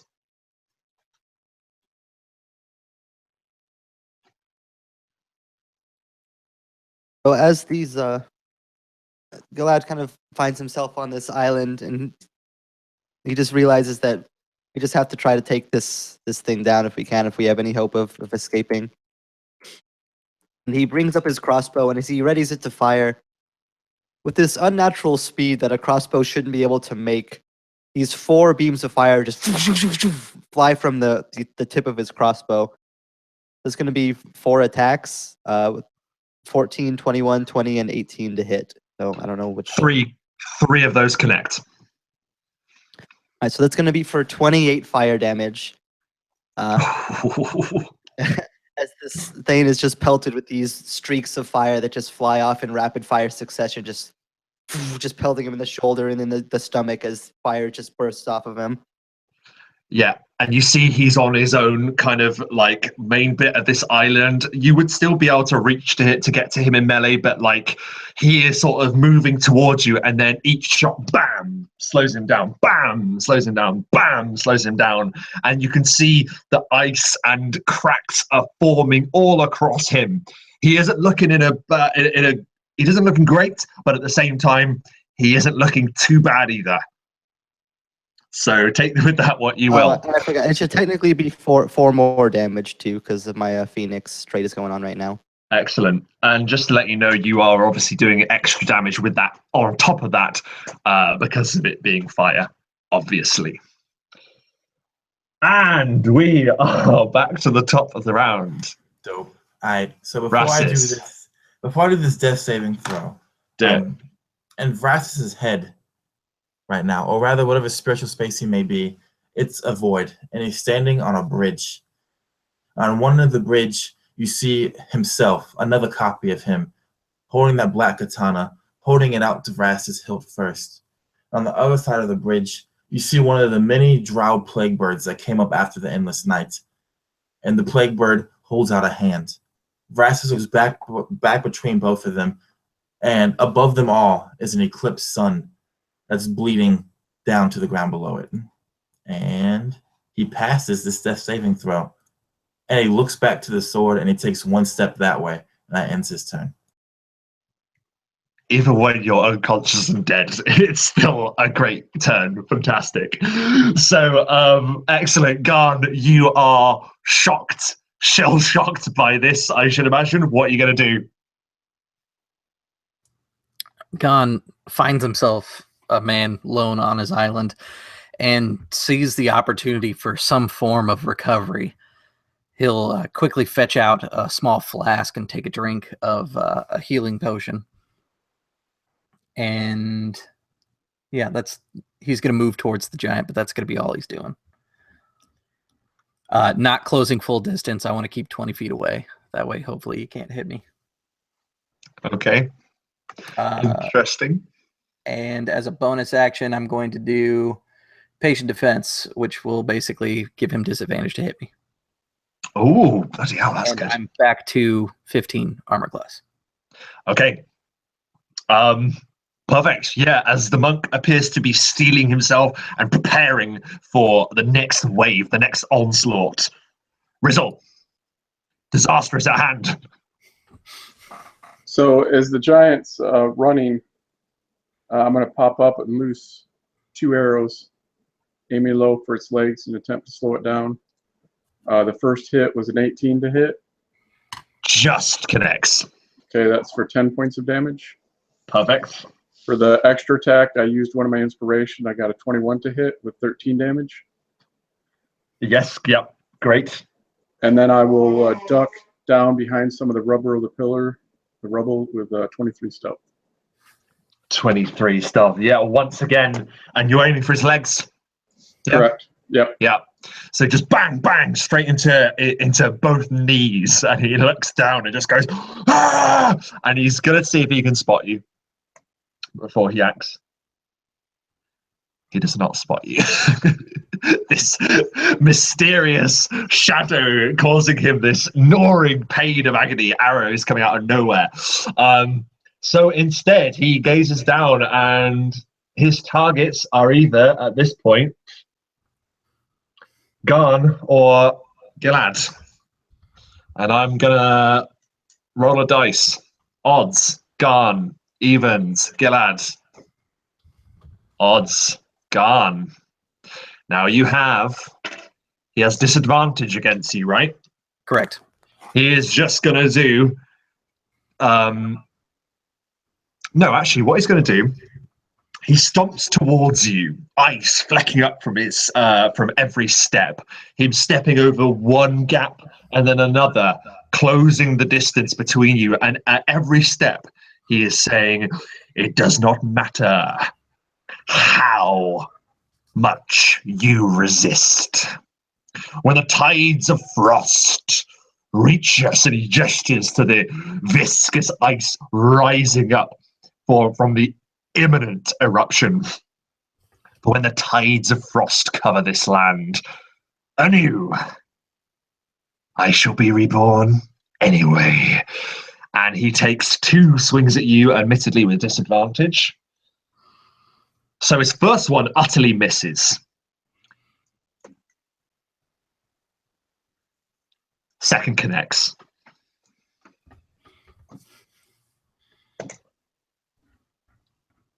That's 18 points of damage. 6 of which is ice, if you need to know that. The second blow, Gon puts his axe up like he's going to block it and just crumples underneath the weight of this maul that I can only imagine is just a huge frozen pillar that he's wielding.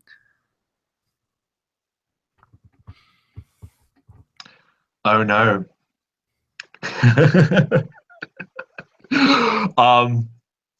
You're down? No. He's down. Goodness. That is his turn. Gilad, you have seen Brassis crumble beneath the pillar. You have watched the Frosthane batter your monk ally to the ground. What do you do? So as Galad, the first thing he does is he kind of glances down into this pit Is there any way I can gauge like an approximate how much time that I have to go before this thing's gonna go? Before the ice volcano destroys all of you for the rest of time. Yeah, that. Yes. I don't know. Let's find out. Why don't you make a wisdom? Yeah, that's all he's asking. No big deal. Check. I don't think I know. That's a 9. Imminently. Fair enough. Soon. Hey, Rob. Soon. Rob, just as a reminder, all of my attacks count as magic. If that might sway the situation and possibly prevent the end of the world. I know. Don't worry. Damn. Curses. So yeah, Gilad, what are you gonna do? Yeah. You two of your friends are down. Vlad's going all in. He just, with everything he can, just kind of brings up his crossbow for another shot, and he pauses for a moment and just kind of surveying just the carnage all around him. But with kind of a resolute nod, he brings it up, puts another one of these black-tipped crossbow bolts as he just goes to shoot, and then he ends up just shooting it straight up into the air, and it's going to fall down, arcing up into this large room. And right as it would go down and hit into this thing, it just begins to explode in this blast of fire. So I'm detonating it over his head, basically another fireball, so it's not going to reach down to the ground, it's just exploding over him, so he's going to need to make another dex save. He's gonna try. What's he got to make? 15. 15. It's a natural 20. So he takes half of whatever you've got to give him. I'm guessing.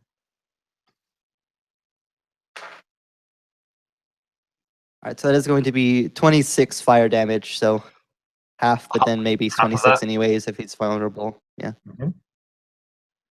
Yeah, as this bolt just flies up, arcing over his head, just landing right as it's going to land on top of him, just this eruption of fire bursts Yeah. out for fire damage. And it rains down on him, and he's looking around, and this domain of ice is his. It is all he's ever known, and now he is surrounded by fire. He has been laid low by these mortals, this vermin, and he howls. He howls in fury. And you notice as he's now beginning to advance towards you, his pace is dramatically slowed down. And you can almost see two kind of blue lights behind this visor that covers his skeletal face. Frost crackling around it. And sorry, go on. And if I can do one thing as a bonus action, I don't know if I can. Basically, if I have enough time to do it this turn, I want to just pull in to my jacket and pull out the vial and just like this volcano. I'm not going to let you do that as a bonus action. Fair enough. It's because it's a ranged, as I've got it down as a stat, it's a ranged thing. You're going to need to do that in your next turn if you make it.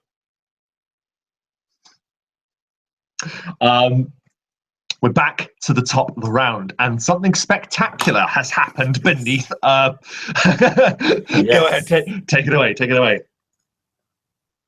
Varsis has reached the end of the bridge, the opposite end of the bridge, and the silhouetted version of himself holds out that black-wrapped katana. He goes to grab it, but he stops for a second. He looks back towards the plague bird at the other end of the bridge. He knows if he were to go to that plague bird, it would take him into the endless nights, the drow heaven, where his memories would be restored, and he would join whatever family or friends he had in death. But he doesn't remember any of those family and friends. The only family he has right now are the Marshals, hunted as they are. The only friends he has are the Marshals, hunted as they are. The plague bird and the endless nights and tomorrow and memories can wait. and he closes his hand around the black-hilted katana. And we snap back, the camera snaps back to this churning volcano is about to erupt. And he opens his eyes. And he rises slowly, throwing the edge of the ice pillar off of him, and it tumbles into the volcano below, into that churning sea of ice. And he rolls onto his stomach, and he looks up and he looks down, and he sees that his legs are half crushed. He can no longer walk like this. He looks up and he sees his friend Gil. He sees the vial in his hand, and he shouts out just that one word: "Throw!" And that's going to end his turn.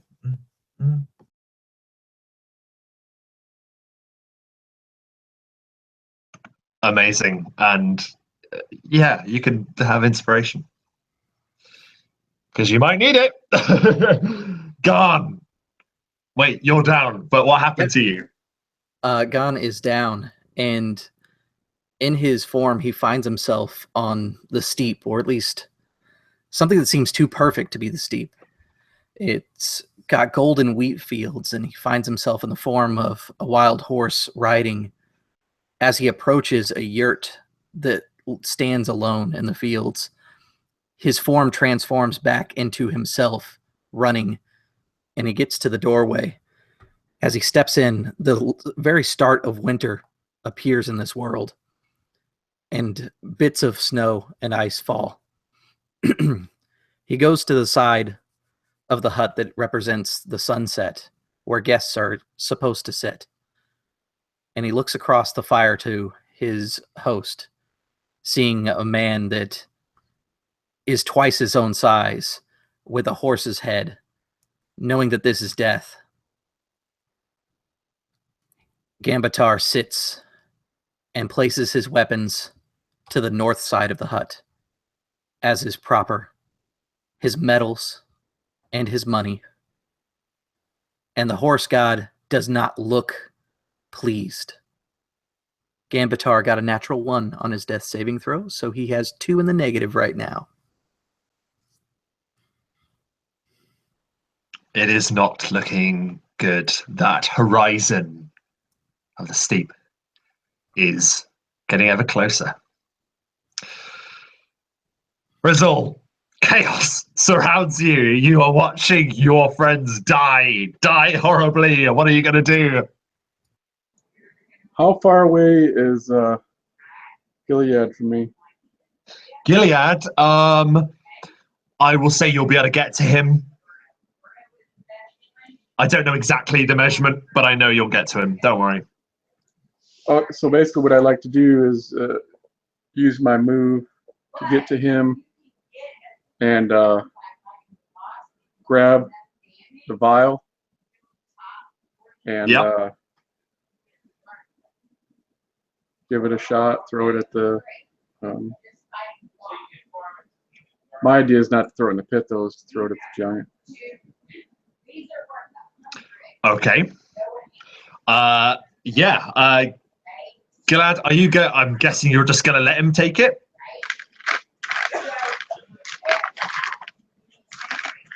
Yes. Okay. So I need to roll just like a ranged attack? Yeah, you snatch it, ranged attack.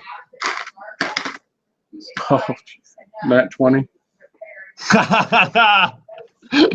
Amazing. I don't know if that's good or bad, but just to find out. You seize the vial from Gilad, and you just throw this thing, and it sails, and it smashes into the frost stain. It shatters. And this viscous, platinum-like liquid soaks down him. And he looks down as ice from his torso and his midriff melts away, and he laughs.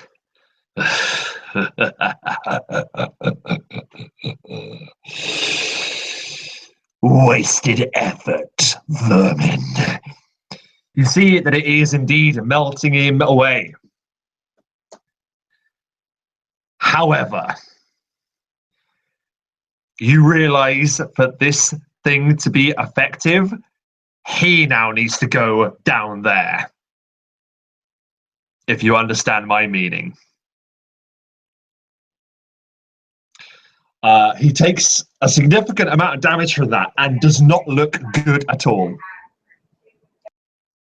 So since that's technically a ranged attack, I'll get my extra attack.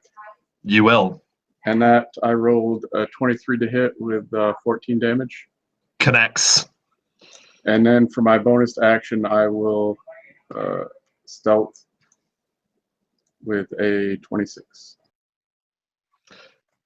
Perfect. And you slink away once again. This arrow, bam, makes him stagger back, and you notice his ankle, the one so heavily attacked by Garn, is on the edge of this pillar, and behind him is this impossible drop into this viscous ice, and he sort of pulls himself up in a desperate attempt to keep going. Gilad. Wasn't it his turn? You're right, it is. Thank you. You are so wonderfully honest. You've doomed us! No, yeah, he's right. Let me see. He's going to try it. That guy who pummeled his ankle. Yeah, he's going to try and spot. No, again, damn, that goblin's good at hiding. So I'm afraid he is going for the one other threat in the room to him, which isn't the person crushed beneath the ice. It is not the dead monk or the dying monk on the floor. It isn't the goblin that he can't see because he can't see him. It is Gilad, I am sorry to say. And he brings down that icy ball at your head. First one, I can tell you, misses. The second, however, does not.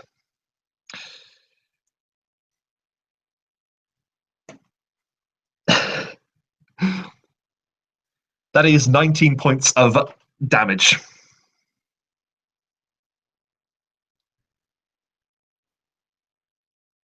Right, I have a bit of description I need to do then.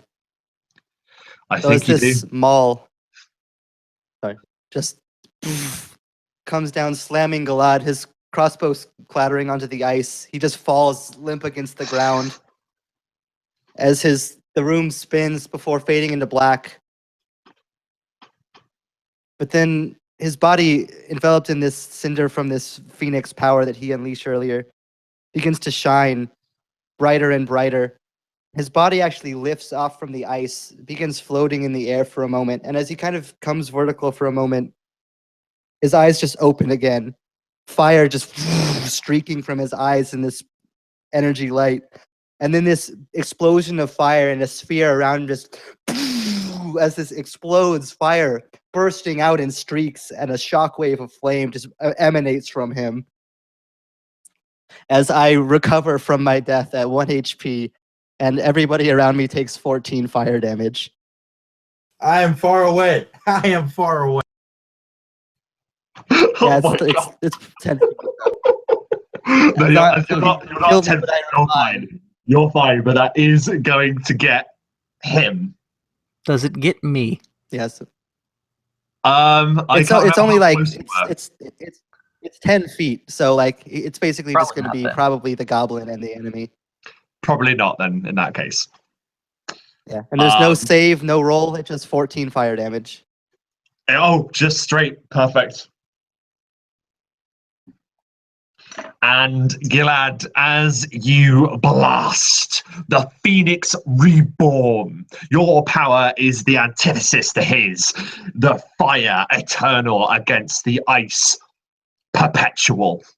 and he is just trying to reach you through the fire. He is looking at his hands and watching the ice on it turn to water, and he's like, no, no! And the ice beneath his feet melts. And he falls onto his front and starts sliding back, but his fingers crunch in. He's going to make his athletics. He is hanging on to the very edge, clinging to life, and he's like, you will not take my eternal winter from me. We are back to the top of the round. I haven't gone yet. Oh, wait. That was no, you've my not. turn. That is right. It is your turn. I'm getting overexcited now. So, as Galad just falls from being lifted into the air as this explosion of fire, his eyes return to normal as the phoenix power no longer envelops him. And he just, with the last bit of his strength, just reaches down, picking up his crossbow, and he just basically hangs his torso over the ledge and just points this crossbow straight at this hanging on. And with everything that he can manage, just cranks back the crossbow to fire. And as he pulls the trigger, almost like a flamethrower, a jet of flame just streaks down towards him. Oh my god. What's he gonna make? It's a dex save. I don't know how he's going to do that hanging. He but will can do try. that with disadvantage, obviously. I hope he throws himself just over the lip and just lands back on it. He's done okay, actually. What's it? His lowest is a Gotta hit him. 16. Yeah, he makes the save. Yeah! Sorry, I shouldn't be saying yes. I'm rooting for this guy, bless him. He will take some damage. I'm guessing he still takes half damage, though, yeah? Yeah, so I rolled 8 damage, so he'll take 4, or if fire is going to help. But then he'll might take bump it up 8 again. because of, yeah. So, Fire damage. I'm just trying oh my to god. like melt him off the side of this pillar. If you don't do it, I will next time. Oh my god, like he is. I wish I could show you. He is literally unmade. He is like, all you can see now is bits of armor with icy water just pouring out from beneath his mask and his armor, his fingers driven into the ice, this being determined to cling on to life. Now we're back to the top of the round. Brassus sees this, and he steps to the edge of the ice, having appeared through a portal right there beside the frozen Thane. He looks down to him, and he points at him with his sword. He says no words. He says no curses. He merely invokes the power of the Hexblade. And then the frozen Thane catches a flame. As I use my bonus action to use my Burning Hex, Eldritch Invocation, dealing 5 points of fire damage to it. And since I think you did say it's vulnerable, 10 points of fire damage to it. And if that is not enough, he will then use his 2 attacks and make both attacks directly on top of him as he burns and hopefully falls into the frozen volcano. How do you do it?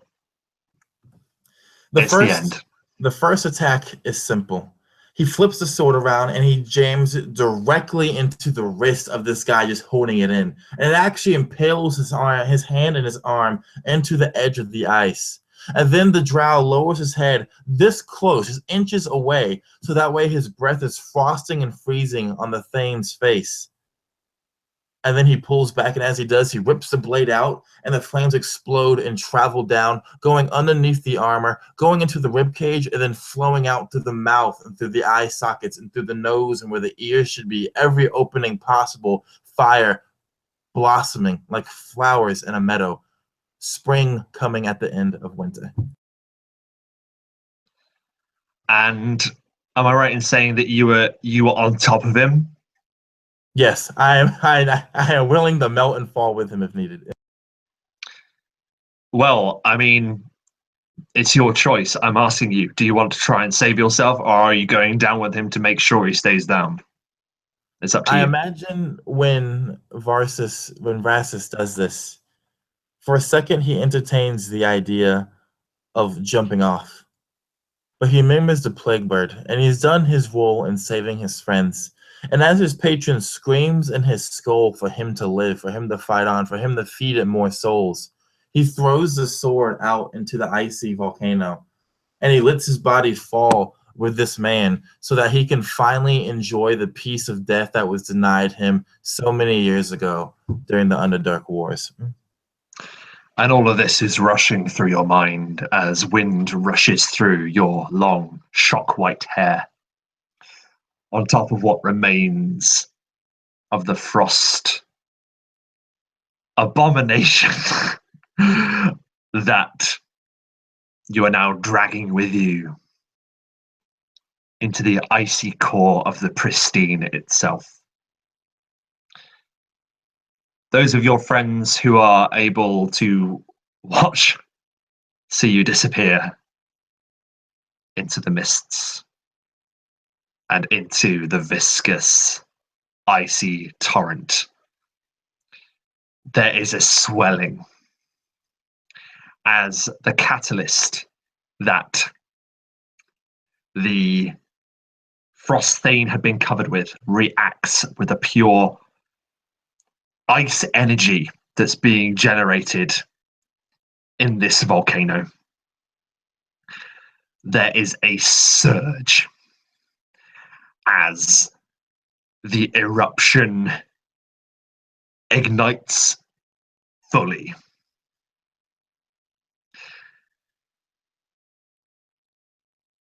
What are you all doing?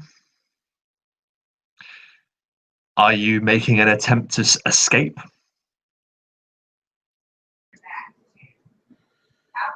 Dan is down, right? He is.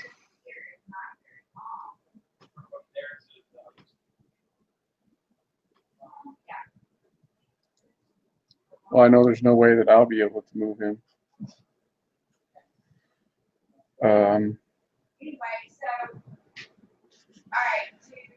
I guess I would have to try. But he's Okay. also half buried too, isn't he? Well, I would have to try. I'm not gonna leave without trying. So I'm gonna try to hope maybe that with the ice I can slide him along. Sure. And you rush to him. Gilad, are you there next to Garn as well?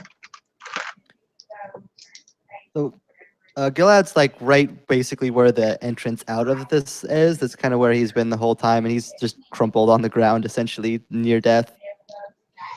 As you are sort of blinking in and out of consciousness, you both Gilad and Rizzle see that over Garn there is a layer of snow as this eruption is shaking this place.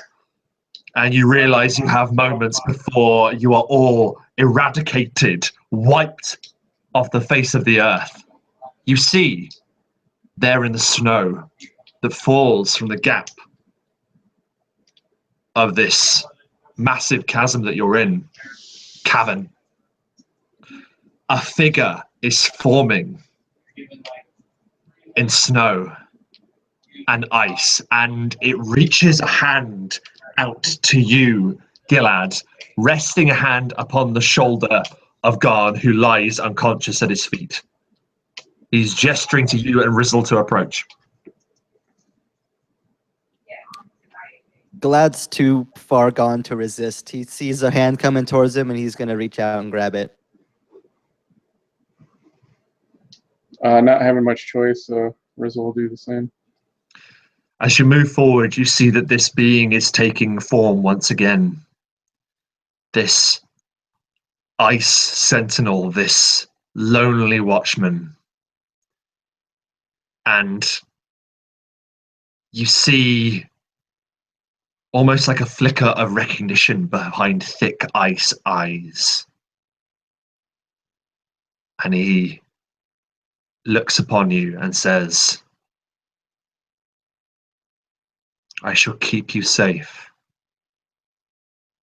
I shall watch over you until spring comes again.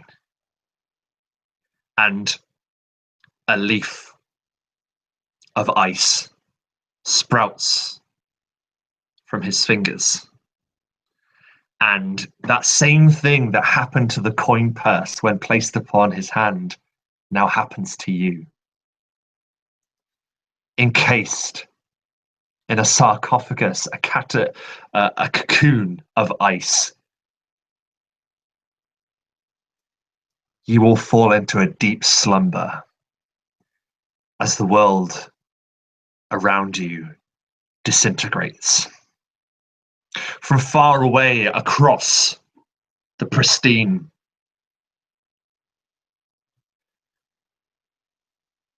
the Winterwell detonation is like nothing seen before, at least in the lifetimes of anyone who is there to witness it now. The sky is blackened with the ice that is flung into the air. And then, as it arcs, exploding out over the landscape, the debris, the destruction, it too freezes in place like a colossal tree of ice. Frozen leaves the size of houses arcing up at the sun. The eruption was mixed with this catalyst at just the right time,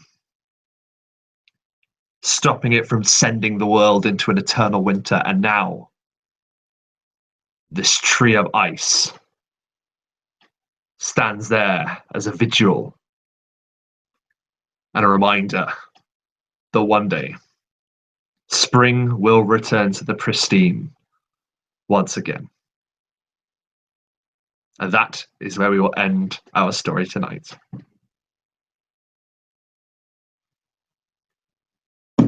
Gentlemen, just want to say that having a tomb, a gravestone marker that is a giant continent-sized tree of ice is the best way you can kill me, Rob.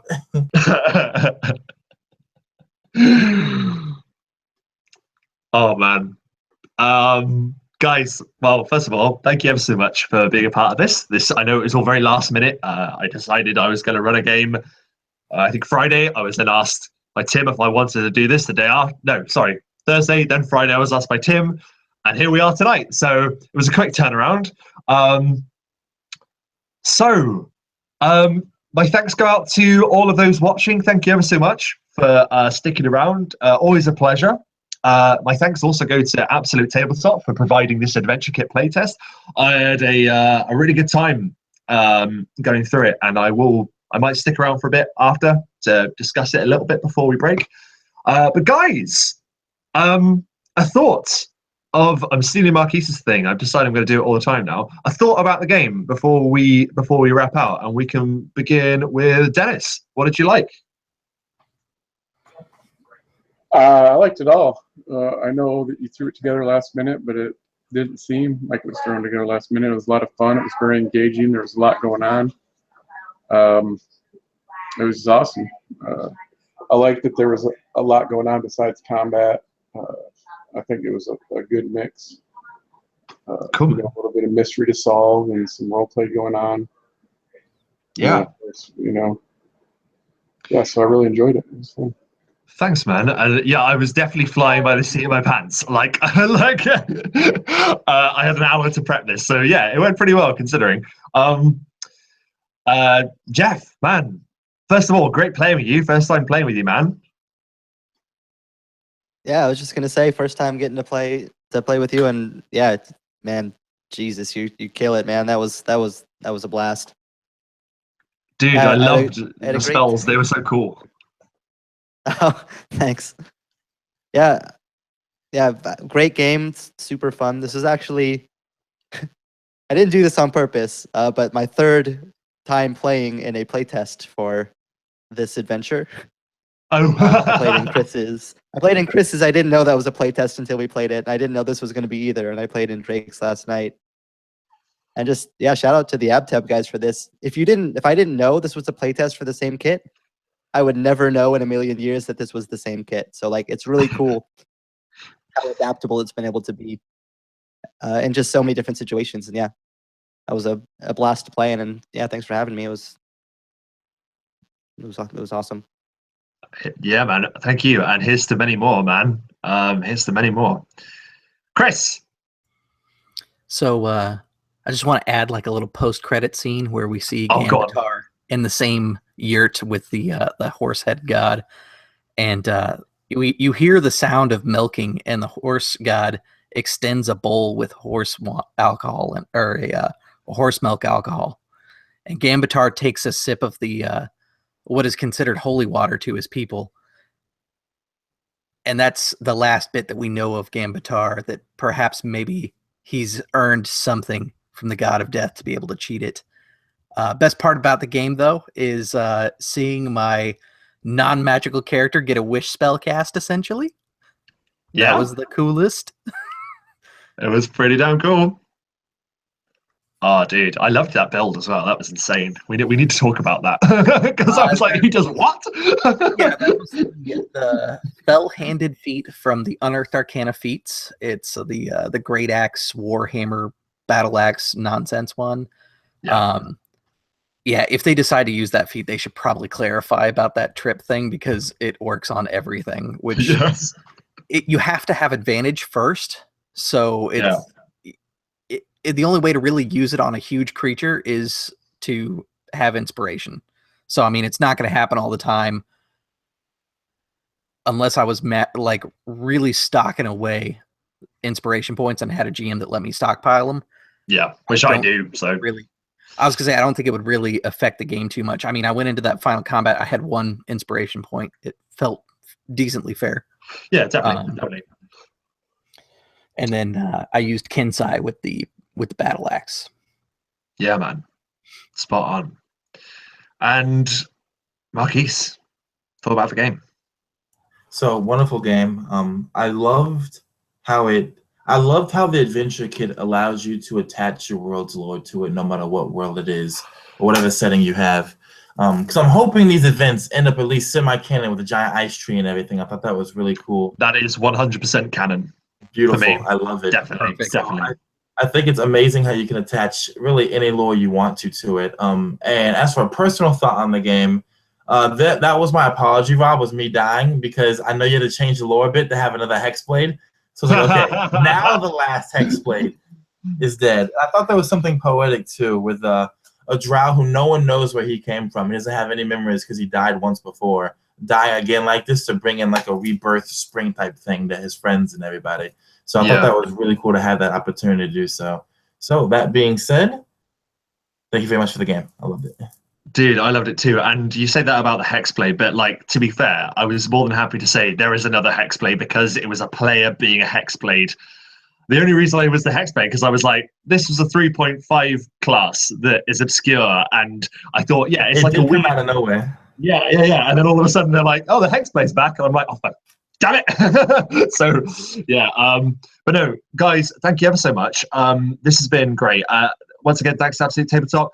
I will do I think I will do like a video or something explaining what I liked about it and what I would like further from this kind of thing as well for Absolute Tabletop, because I think this has the potential to hit a really sweet spot, which is great. So if you guys want to prep a game in an hour, this is like a great way of doing it. It organizes your thoughts in a really neat way.